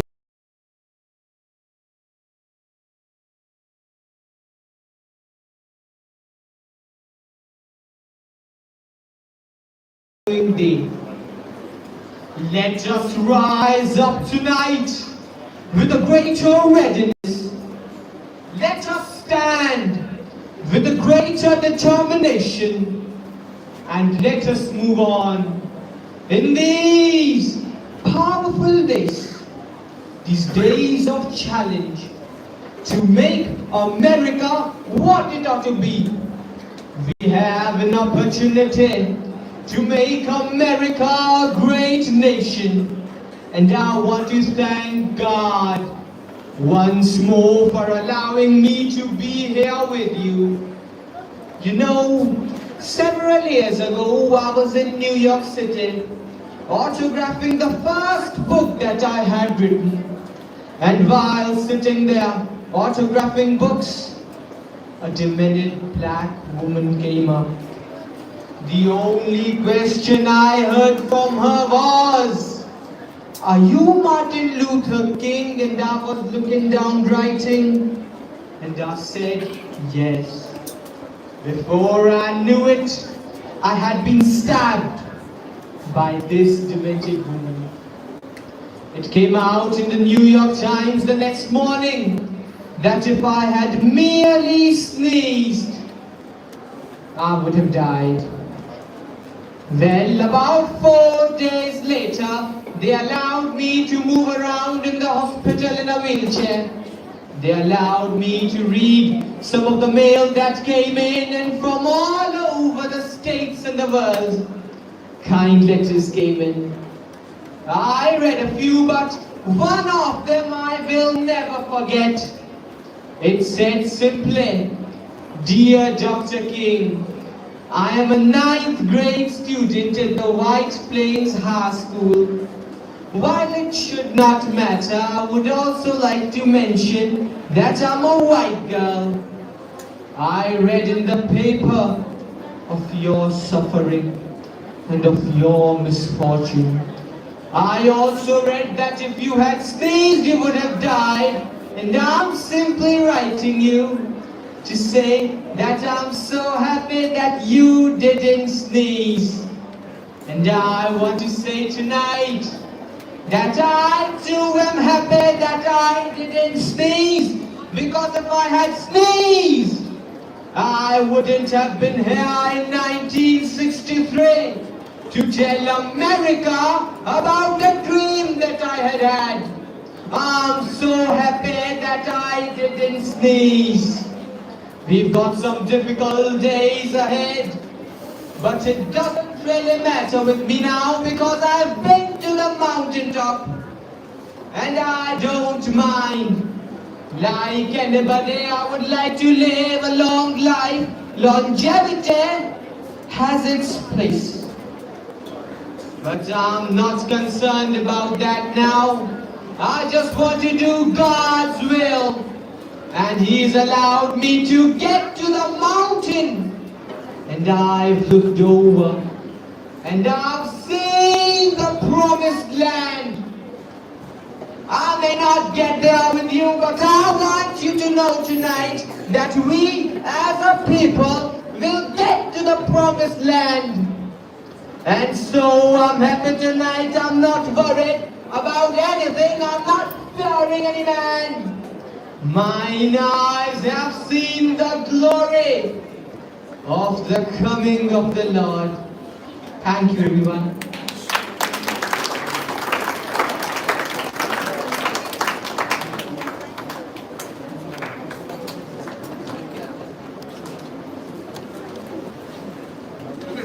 Thank you for that compelling presentation. Every speaker brings a different energy to the stage, and this diversity of expression that makes declamation truly captivating. We now invite our next participant, Sandri Kumar, Margaret Thatcher, to kindly take the stage and present their declamation with us. All the very best. Good morning, respected dignitaries, respected judges, esteemed teachers, and the gathering. Today, I have the honor of presenting the speech of one of the 20th century's most determined leaders, Britain's former Prime Minister, Margaret Thatcher, remembered the world as the Iron Lady. The speech is in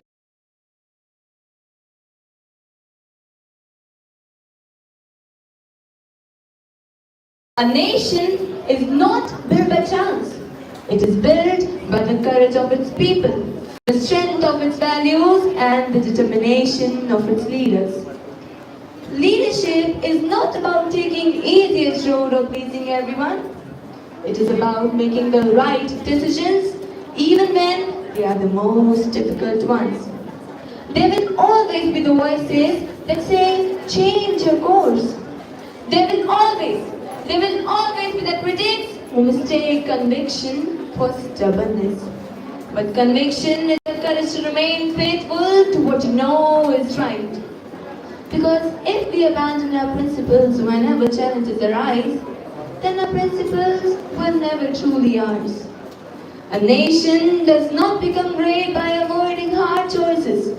It becomes great when its people accept responsibility, work with discipline, and believe that every sacrifice made today creates a stronger tomorrow.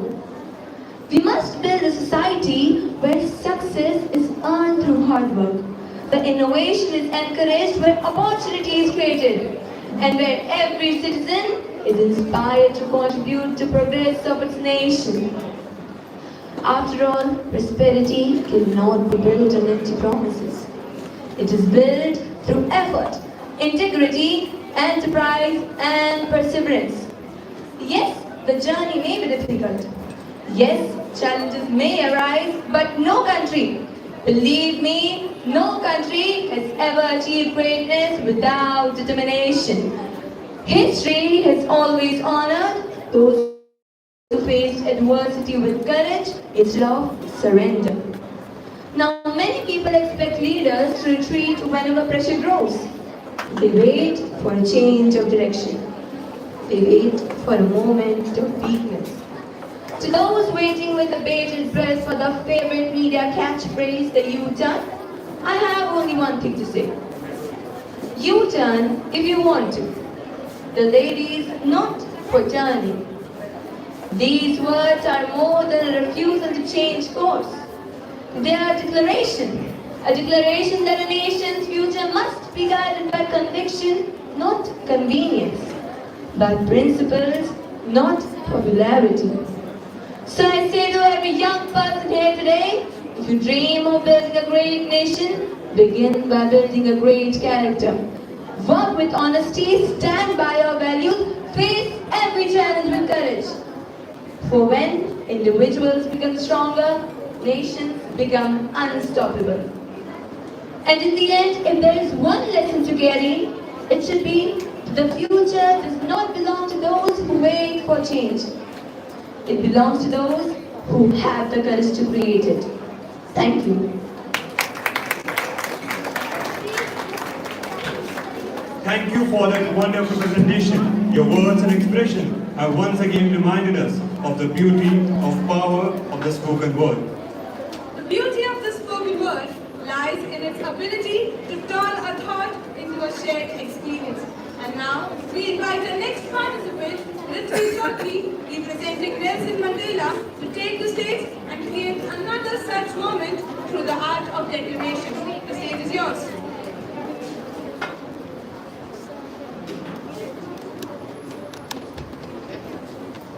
Good morning to each and everyone present here.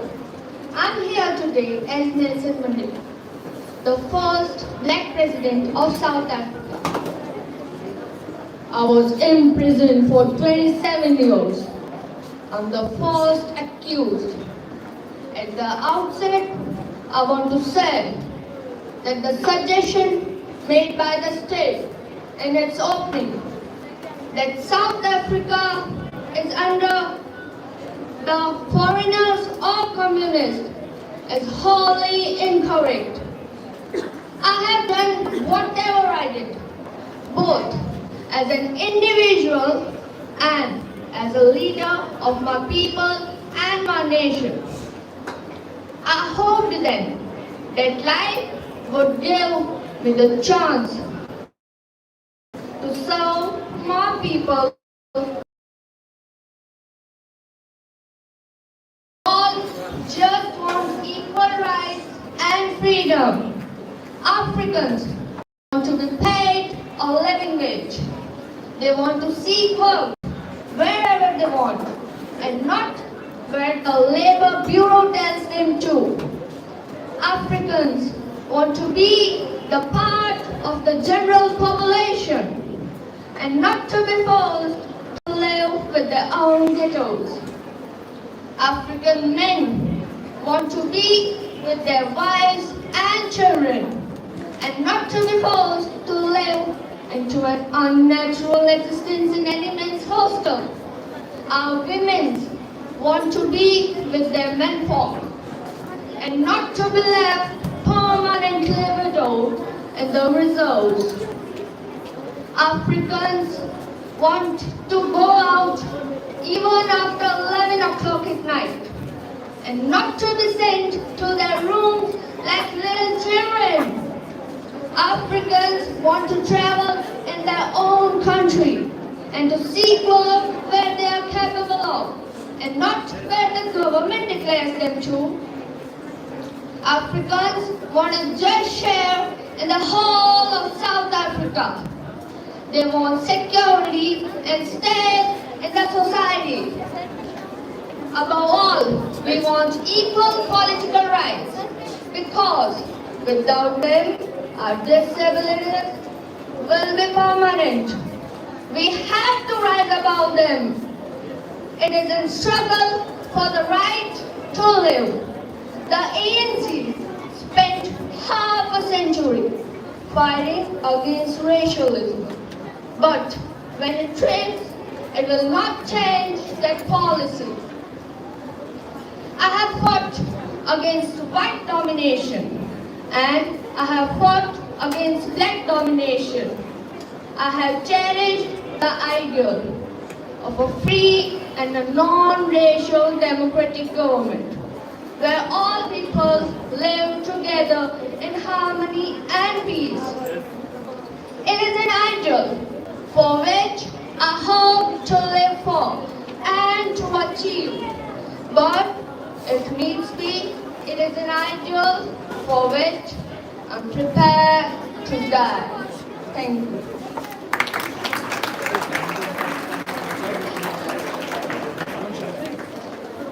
Thank you for that wonderful performance. We continue the celebration of eloquence and expression with yet another voice ready to be heard. A speaker may stand alone onto the stage, but through the power of words, they have the ability to connect with every person in the audience. May we invite our next participant, Tushar, representing Frederick Douglass, to come forward and take the stage. We wish you the very best.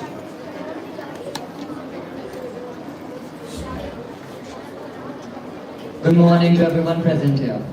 Today I'm going to present an excerpt from Frederick Douglass' powerful address, What to the slave is the 4th of July, delivered in 1852. I now invite you to hear his voice. Fellow citizens, what to the American slave is your 4th of July? I answer, a day that reveals to him, more than all of the days in the year, the gross injustice and cruelty to which he is a constant victim. You rejoice today in your freedom. But what is this freedom worth when millions who live beneath the same sky cannot claim it? Your fathers declared that all men are created equal. They declared that liberty is a right of men, and yet I stand here asking, are those principles extended to us? No. This 4th of July is yours, not mine. You may rejoice, I must mourn. For to drag a man in chains into the grand temple of liberty and to ask him to join you in your joyous celebrations, that is not freedom, that is mockery. And so I ask you, do you mean citizens to mock me by asking me to speak today? Fellow citizens, above your national tumultuous joy, I hear the mournful wail of millions. I cannot forget them. I cannot pass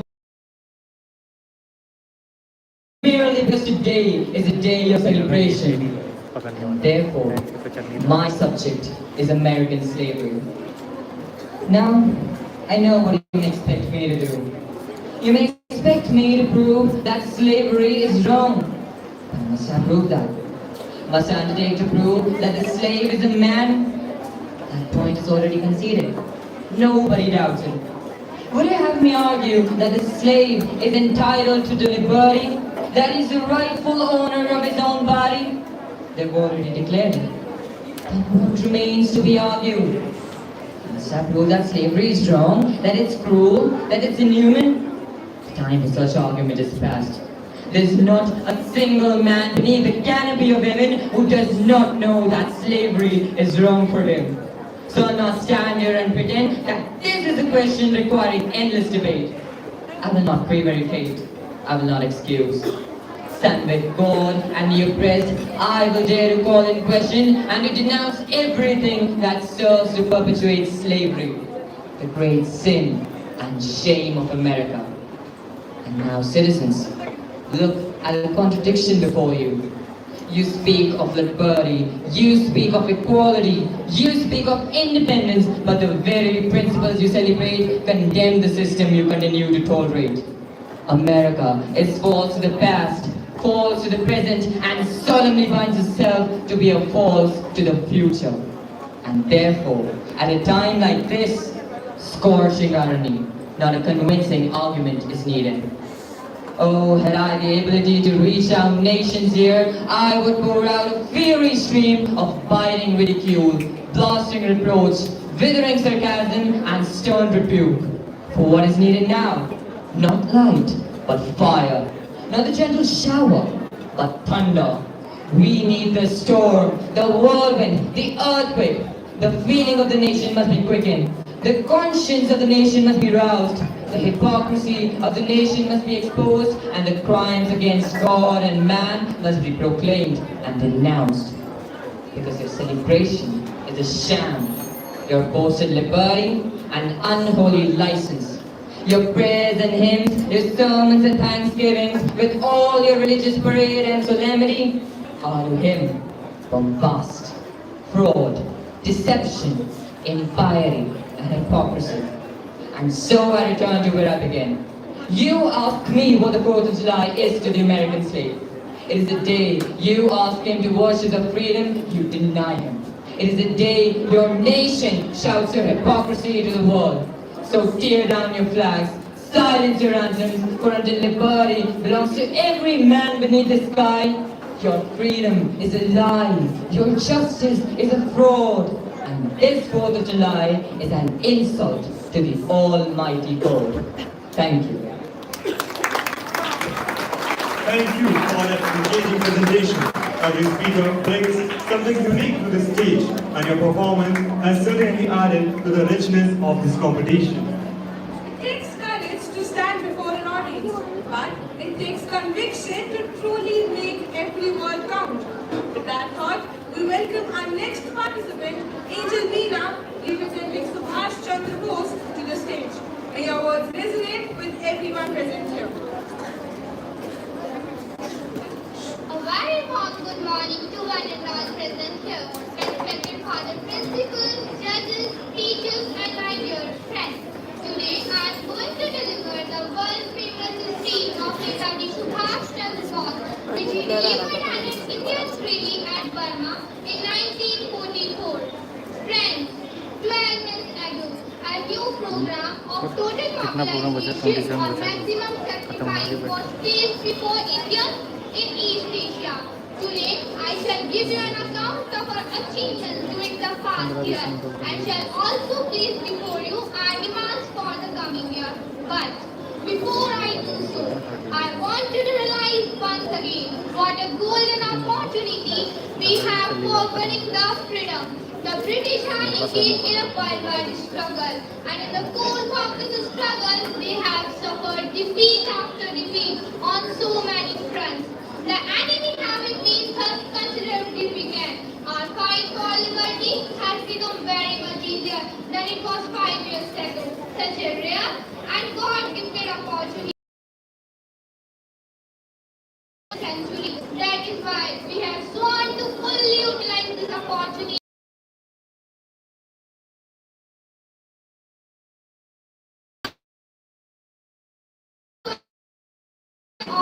Because I do not rally merrily on the efforts of 3 million Indians in East Asia.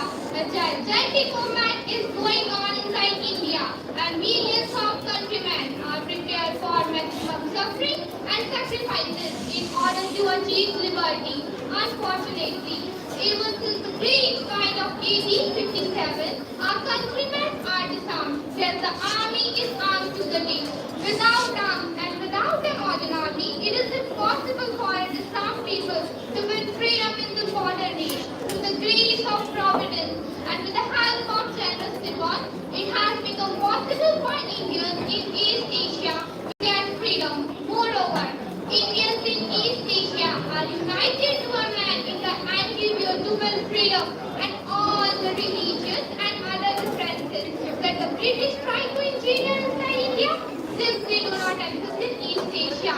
According to the program, total mobilization I demanded of you men, money and materials. Regarding men, I am glad to tell you that I have obtained sufficient requests already. Requests have come to us from every corner of East Asia, from China, Indochina, Japan, Philippines, Thailand, Burma, Java, Malaya, Sumatra, Philippines and Borneo. You must continue the mobilization of men, money and materials with greater vigor and energy. Particularly, the problem of supplies and transportation has to be solved satisfactorily. We require more men and women of all categories for administration and reconstruction in liberated areas. The most important of all is the problem of sending reinforcements in men and in supplies of fighting fronts. If we do not do so, we cannot hope to maintain our success at the front, nor can we hope to penetrate deeper into India. Those of you who will continue to work on the home front should never forget that East Asia, particularly Burma, forms the base of the war of liberation. If the base is not strong, our fighting forces can never be victorious. Remember that this is a total war and not merely a fight between two armies. That is why, for a full 1 year, I have been laying so much stress on total mobilization in the East. Friends, 1 year ago, when I made certain demands of you, I told you that if you give me total mobilization, I would give you the second front. I have redeemed that claim. The first phase of our campaign is over. Our victorious troops fighting side by side with the Napoleon's troops have pushed back the enemy and are now fighting bravely on the sacred soil of our dear motherland. It will be a fatal mistake of you to wish to leave and see India free, simply because victory is now within the reach. No one here should have the desire to leave to enjoy freedom. A long fight is still in front of us. We should have but one desire today, the desire to rise. India made me. The desire to peace a martyr's death, so that the path to freedom may be paved with the martyr's blood. Friends, my Congress is a call of liberation. Today I demand of you above all, I demand of you blood. It is the blood alone that can avenge the blood that the enemy has taken. It is the blood alone that can pay the price of freedom. Give me blood and I promise you the freedom. Thank you and Jai Hind. Thank you for that captivating presentation.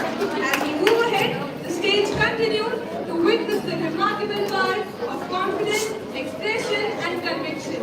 The power of speech lies not merely in what is spoken, but in the conviction that gives every word its strength and meaning. We now invite our next participant, Ridhima, representing Maya Angelou, to step forward and present their declamation with us. All the very best.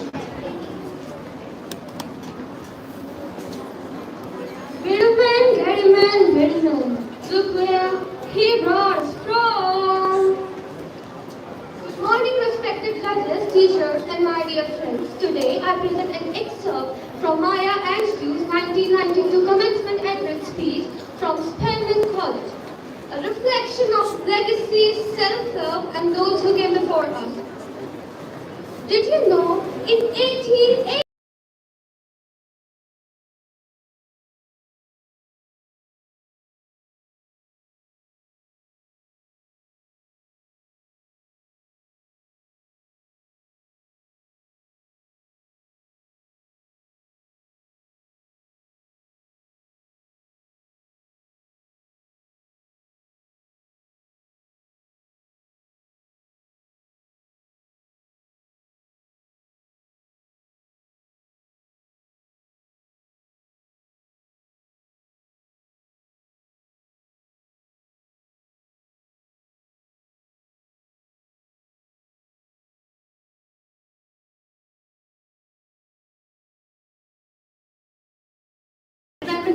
poems of the slave history novel. That's just you do. The reason you do so you can prepare yourself, as Dr. Brown said, to pay for someone who is yet to come. Now, you know self-love is very important. If you read my work, I don't talk about loving myself. I never trust anybody who tells me he or she loves me. The person doesn't love herself or himself. There is a saying in Africa which is, be careful when a naked person offers you a shirt.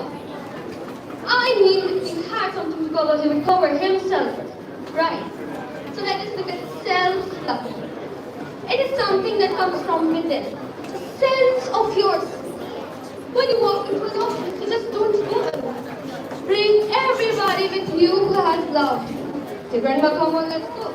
Your grandma is dead all the time, let's go. I have an interview. Come on, auntie, come on, my friends, let's go. And when you walk in, you'll notice people can't take their eyes off. You will not be cute in a given sense.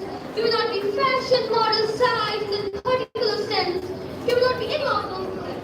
But they can't take their eyes off. And when you walk in, they say this incredible way which I don't understand. They say, I think she has courage. No. What you have is all those people around you. So think of that any time you have anything to do, bring everybody with you who you can remember has love. And then you have a sense of having been paid for. And when you walk in, people will say now, I think you are overqualified. Now, I wrote a little poem about a woman who worked into a factory. The poem is called Declamation. Folks talk about me, they just can't see how I work all week at the factory. They get spruced up and laugh and dance and walk away from work with a sad glance. They accuse me of living from day to day. Why they can. My life is heaven, but it sure ain't hell. I'm not on top, but I call it swell if I'm able to work and get paid right and have the luck to be black on a Saturday's night.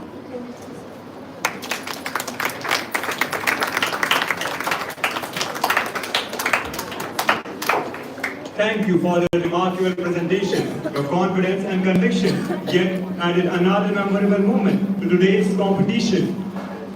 Every speaker has a voice, but what makes that voice memorable is the thought and feeling behind it. We now invite our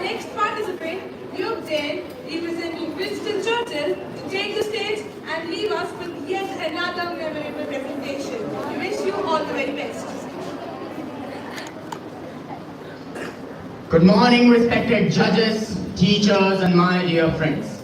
Today, I feel honored to present a declamation on Sir Winston Churchill's historical speech, Blood, Toil, Tears, and Sweat.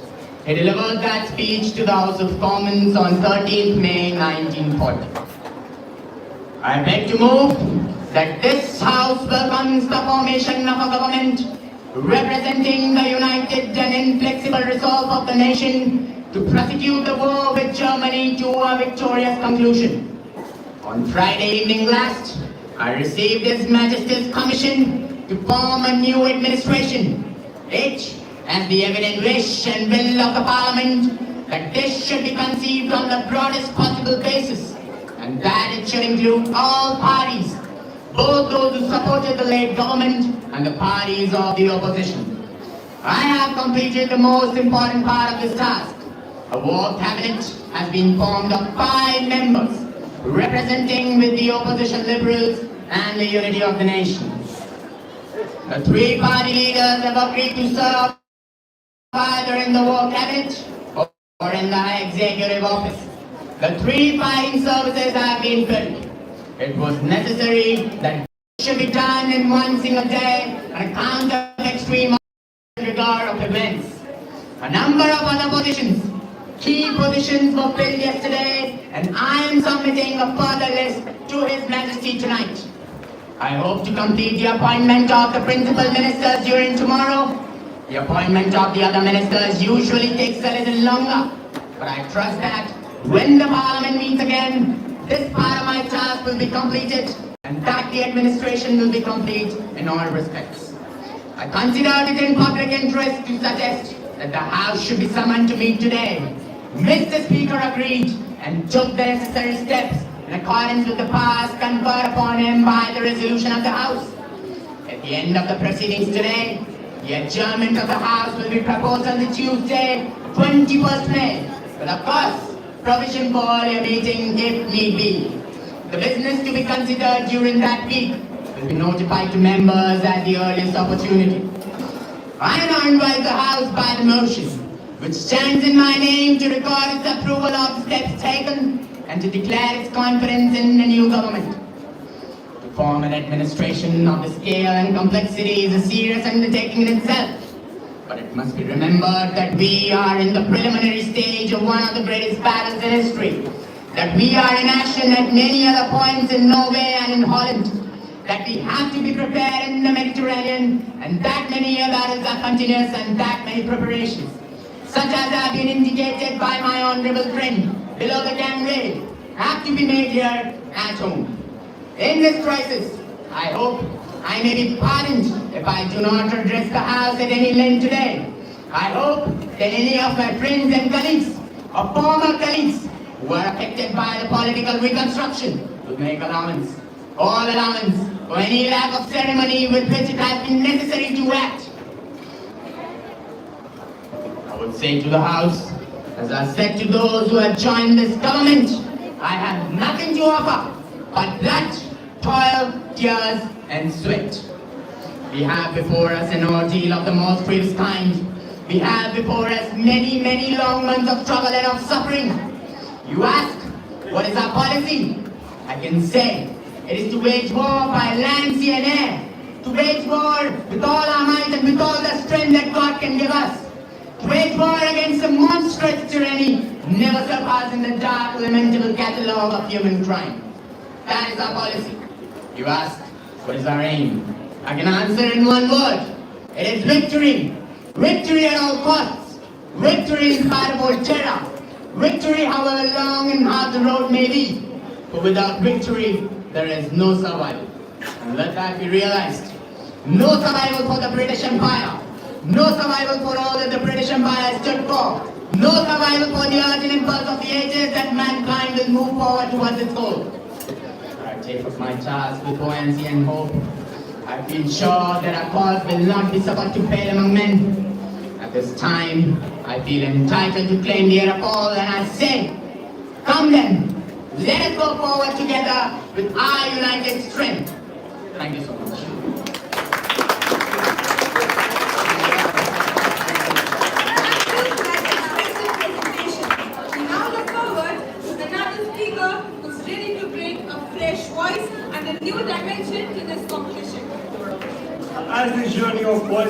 ideas continue. Each new speaker reminds us that a single voice, when used with purpose, can leave a lasting impression. We invite our next participant, Palak, representing Jawaharlal Nehru, to kindly take the stage. The audience is eager to hear you. Good morning, respected judges, teachers, and my dear friends. Today, I am Palak, stand before you as our first Prime Minister, Pandit Jawaharlal Nehru. I shall deliver his speech delivered on the midnight of 14th August 1947. Tryst with Destiny. Long years ago, we made a tryst with destiny. And now, the time comes when we shall redeem our faith. Not in wholly or in full measure, but very substantially. At the stroke of the midnight hour, when the world sleeps, India will awake to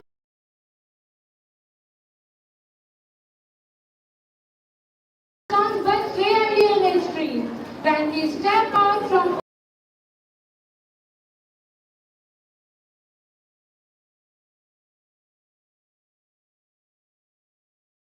it is fitting that at this solemn moment we take the plate of dedication to the service of India and her people and to still larger cause of humanity. At the dawn of history, India started on an unending quest, and the trackless centuries are filled with her striving and the grandeur of her success and failures. To the good and ill fortune alike, India has never lost the sight of that quest. We end today the period of ill fortune, and India discovers herself again. The achievement we celebrate today is but a step, an opening of opportunity to the greater triumphs and achievement that await us. Are we brave enough and wise enough to grab this opportunity and accept the challenge of the future? Freedom and power bring responsibility, and the responsibility rests upon this assembly, a sovereign body representing sovereign people of India. The future is not one of ease or resting, but of incessant striving, so that we may fulfill the pledge we have so often taken. The ambition of the greatest man of our generation has been to wipe every tear from every eye. That may be beyond us, but as long as there are tears and sufferings, so long our work will not be over. So we have to work hard to give reality to our dreams. Those dreams are for India, but they are also for the world. To the people of India, whose representatives we are, we make an appeal to join us with faith and confidence. We have to build a noble mansion of free India, where all our children may dwell. The appointed day has come, the day appointed by destiny, and India stands forth again. After long slumber and struggle, free, vital, awake and independent, a new star rises, the star of freedom in the east. A new hope comes into being. May that star never set, and that hope never be betrayed. On this day, our first thought go to the architect of this freedom, the father of our nation, who embodied the whole spirit of India, held aloft the torch of freedom, and lighted up the darkness that surrounded us. Our next thought must be of the unknown volunteers and the soldiers of freedom, who without praise or reward have served India, even unto death. We are the citizens of the great country. There is no resting for any one of us till we make all people of India to believe that God's destiny is intended them to be. To the people and the nation of the world, we are standing pledged ourselves to cooperate with them in furthering peace, freedom and democracy. And to India, our much-loved motherland, the ancient, the eternal and the ever new. We pay our labor employees. We bind ourselves afresh to her service. Jai Hind, Jai Bharat. Thank you for that wonderful presentation. Your performance has beautifully carried forward the spirit of expression and elegance that defines this competition. As we approach the final presentations, the energy of this competition remains as vibrant as ever. We now welcome our next participant, Aradhya Moria, representing Annie Besant, to the stage. We wish you a wonderful presentation.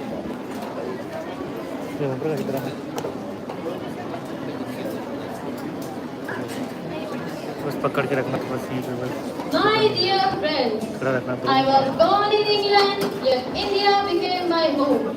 I came here not merely to live among people, but to understand them, to stand behind them, and to raise my voice for their freedom.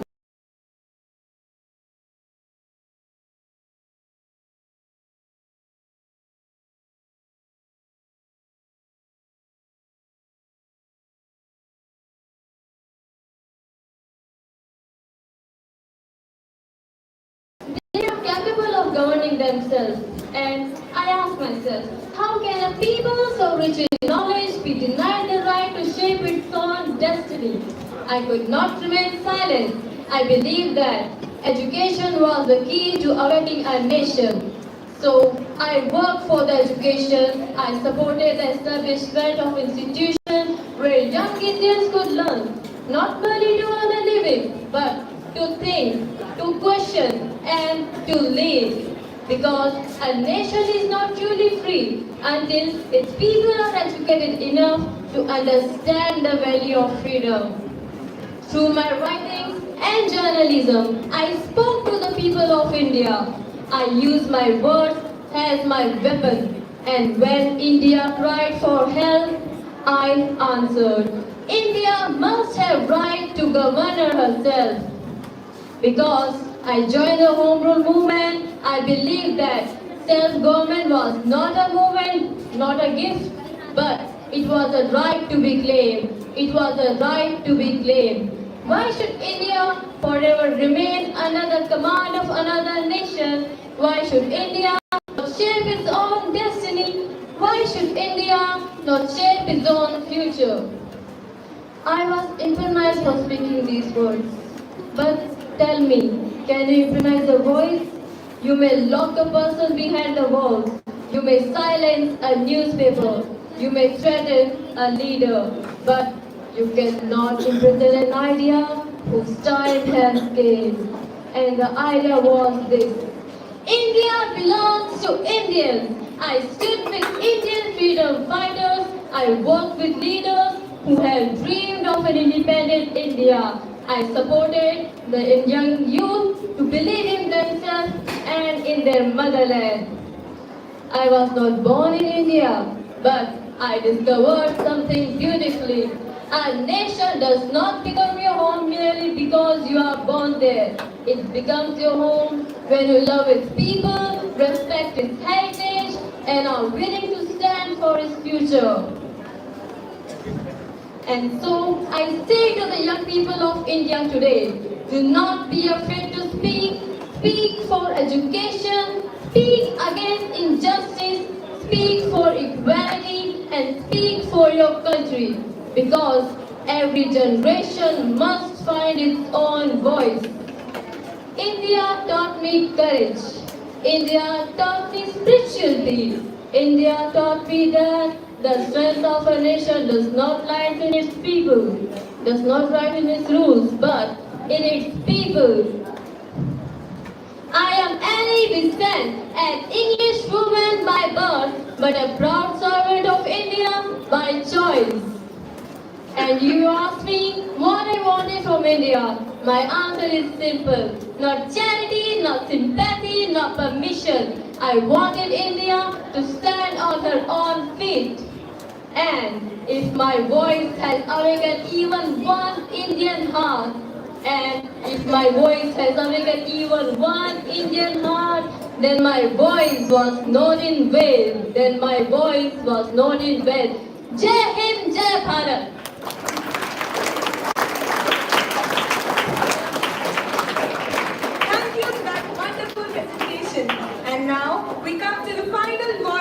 this remarkable journey of declamation. And now we arrive at the final presentation of this wonderful journey of words and expression. As the final participant, me, Sonakshi, representing Jawaharlal Nehru, prepares to take the stage. Let us look forward to one last powerful performance. We wish you all the very best.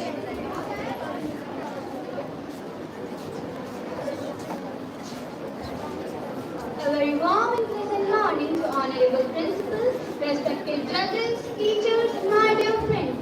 Today, I stand before you to present an excerpt from the historic speech Rise with Destiny by Jawaharlal Nehru. Long years ago, we made a solemn promise to ourselves and to the people of India. Today, after years of sacrifice, courage and unwavering determination,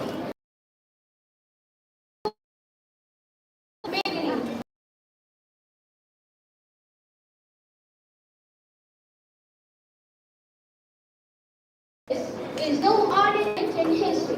It is a moment that comes only once in the life of a nation. A moment when an old era ends and a new one begins. This is the time when the dreams of millions, nurtured through generations of struggle, finally become reality. We remember with gratitude the countless heroes who gave everything for our freedom. Some sacrificed their wealth, others their comfort, and many laid down their lives. Their names may not all be recorded in history, but their spirit lives forever in the heart of our nation. We bow our heads in respect before Mahatma Gandhi, whose message of truth and non-violence inspired millions, and before every known and unknown freedom fighter who made this day possible. But today is not merely a day of celebration. It is also a day of responsibility. Freedom is not a gift to be enjoyed without effort. Freedom demands discipline, wisdom, hard work, selfless service. It calls upon every citizen to rise above personal interest and work for the welfare of the nation. The service of India means the service of millions who suffer. It means wiping away tears from every eye.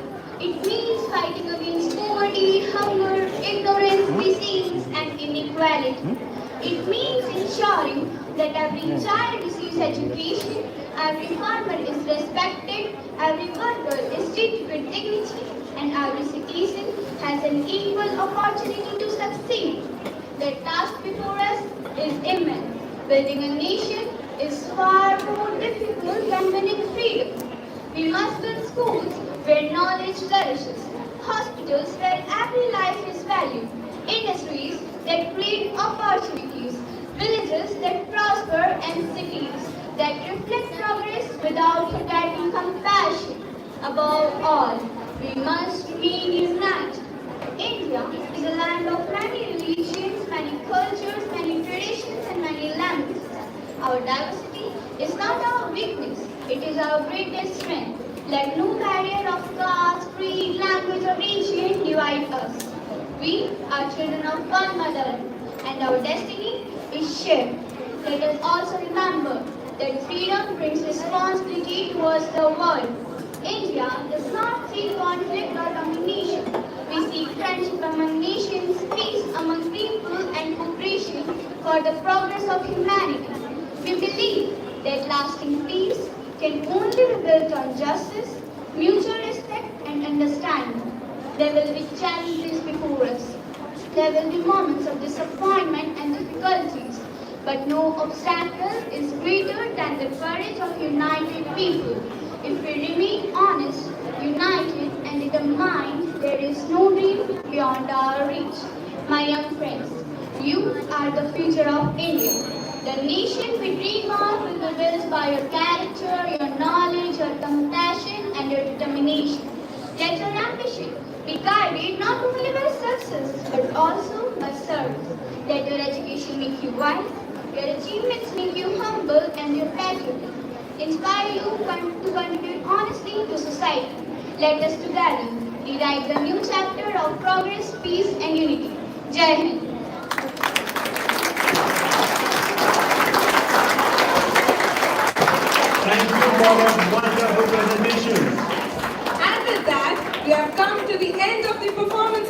in today's English declamation competition. I must say, what a remarkable display of eloquence, confidence and thoughtful expression.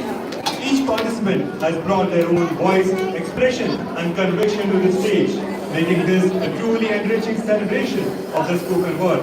You have all made the stage come alive with your word. Let us give all our participants a huge and well-deserved round of applause. Every performance we have witnessed today has brought with it a unique perspective, a distinct voice, and a message of its own. And the participants have now presented their thoughts with confidence and conviction. It is time for our esteemed judges to carefully deliberate and arrive at their decisions. Judges, kindly proceed with the deliberation.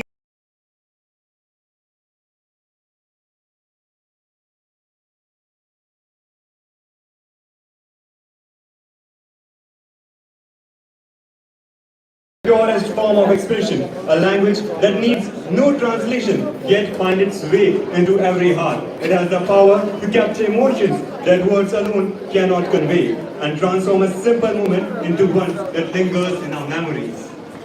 So let us welcome our students for a presentation that promises to fill this gathering with harmony and warmth.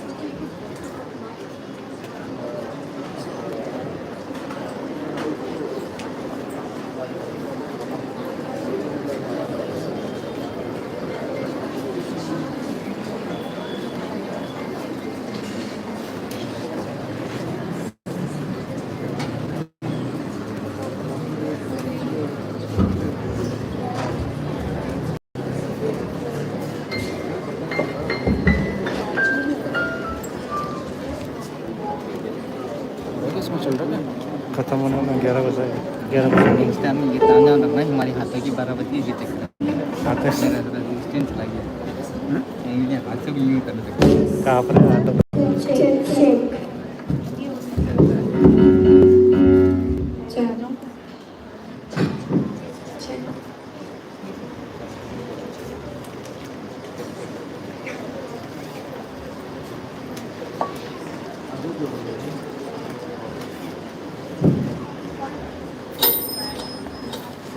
Thank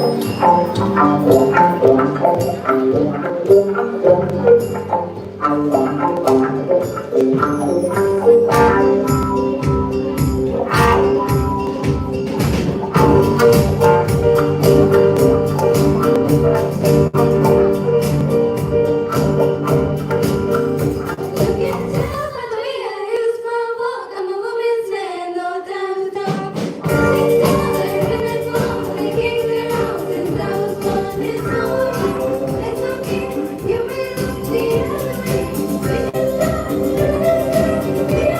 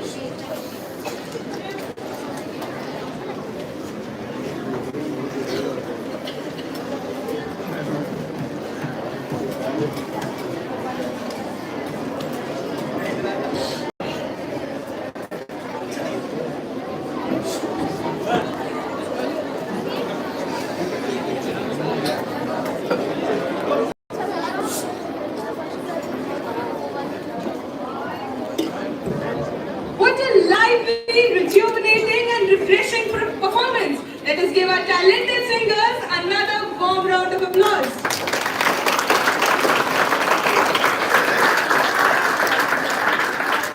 Now, we would like to express our heartfelt appreciation to our esteemed chief guest, Right Reverend Joseph Kalarakal, for his gracious presence and for adding distinction to this memorable event. As a token of our sincere appreciation, we would now like to honor our honorable chief guest. May I request our respected Father Principal to kindly come forward and do the honors.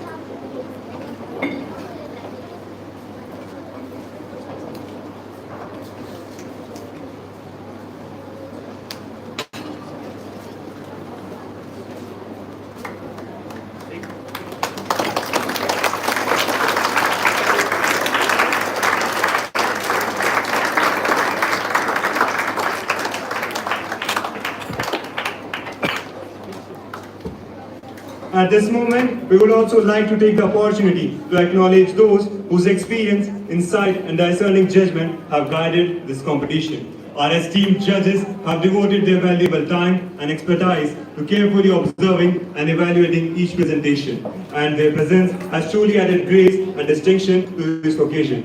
As a token of our heartfelt appreciation and in recognition of their valuable contribution, we would now like to honor our respected members of our judging panel. May I request of our respected Father Principal to kindly come forward and extend these tokens of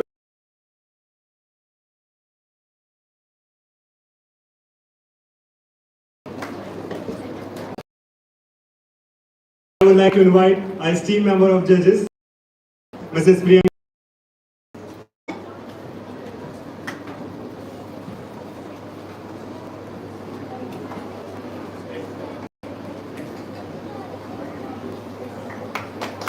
Thank you. Now, Preeti Parwari.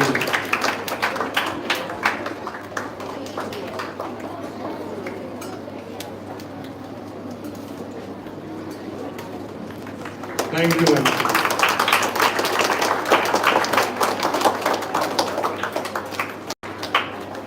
Now I would like to invite Dr. Susan Martin.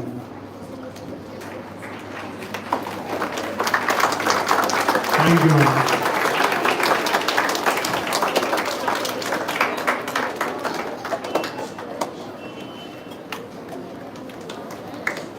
Every performance we have witnessed today has brought with it a unique perspective, a distinct voice, and a message of its own. As our participants have now presented their thoughts with confidence and conviction, it is time for our esteemed judges to carefully deliberate and arrive at their decision. Behind every participant who has taken the stage today stands the guidance, encouragement, and support of their teachers. We would therefore like to acknowledge our accompanying teachers whose presence and support have contributed significantly to making this event a success. For this, may I request Mrs. Sumati ma'am to kindly come forward and present mementos to our esteemed accompanying teachers. May we invite our teacher escorts one by one to kindly come forward and receive our token of appreciation. Geeta ma'am from St. Anselms School, Kojaman City.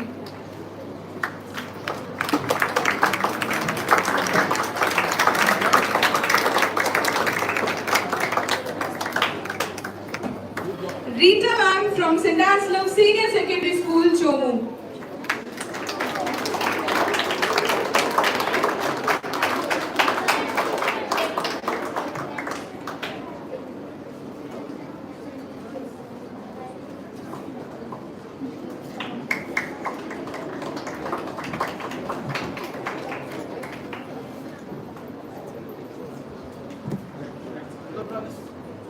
Sister Regina from St. Anselms School, Makrana.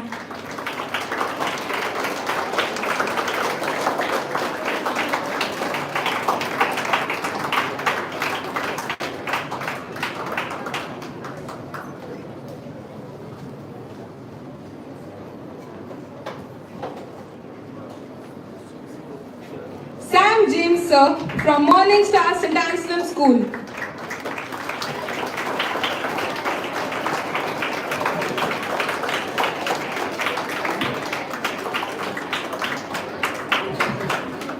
Krishan Dev sir, from St. Anselms School, Didwana.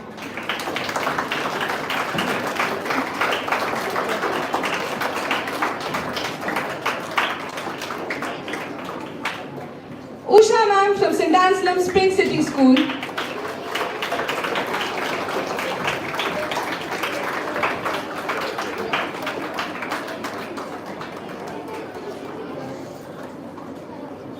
Sharon Mary Matthew ma'am from St. Anselms Senior Secondary School, Mansarovar.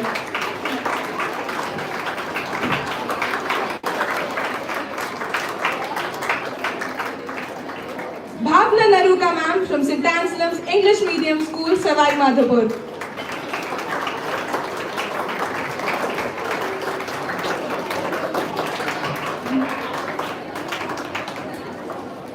Suma Shaju ma'am from St. Anselms Senior Secondary School, Alwar.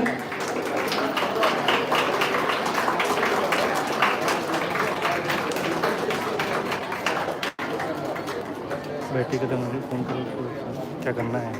George Williams sir from St. Anselms Senior Secondary School, Nagore.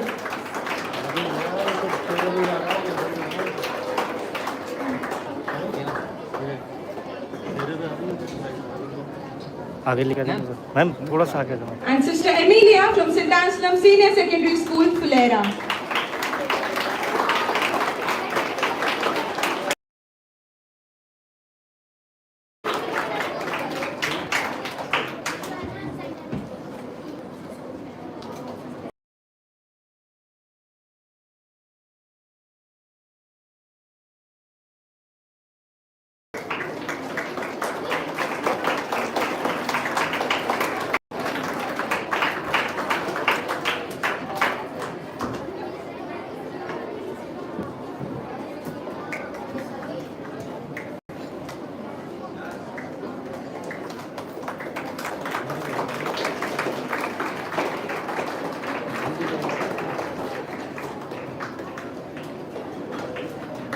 Once again, let us give a thunderous round of applause for all the teacher escorts.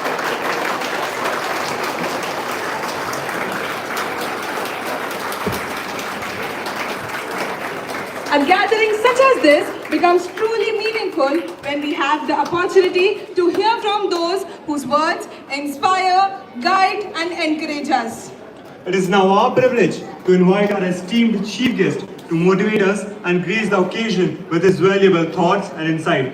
May I request our respected chief guest, Right Reverend Bishop Joseph Kallarikal, to kindly address the gathering.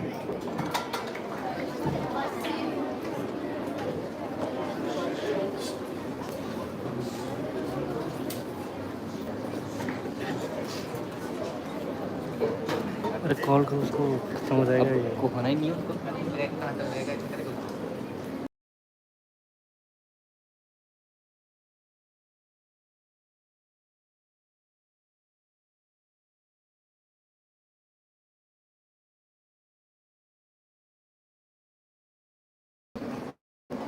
Respected Principal, Reverend Father Thomas Manipur, Vice Principal Father Chodusa, dear fathers, sisters, the teachers and sisters of various schools, and also my dear students. Good morning to all of you. Today, indeed, is a wonderful day. You have heard the speeches of eminent personalities in the world, which was delivered to you, your own companions, the students from various Anselm schools. I hope you are motivated, touched, and inspired by hearing these wonderful talks. I myself was so happy to listen some of the speeches for first time I'm hearing, though the Martin Luther King's speech was very famous and I heard, but some first time I heard, the students put up with full zeal, enthusiasm, and they memorized so well with articulation, some of them are the best good, what you call the face expressions, then dress code too. And one better than the other. And I am sure today our judges must have find very difficult to judge. And really we are anxiously waiting for the results. And my dear students, each and every participants, we like to tell you that all of you are done wonderful, excellent. So let me give a loud applause for a wonderful performance.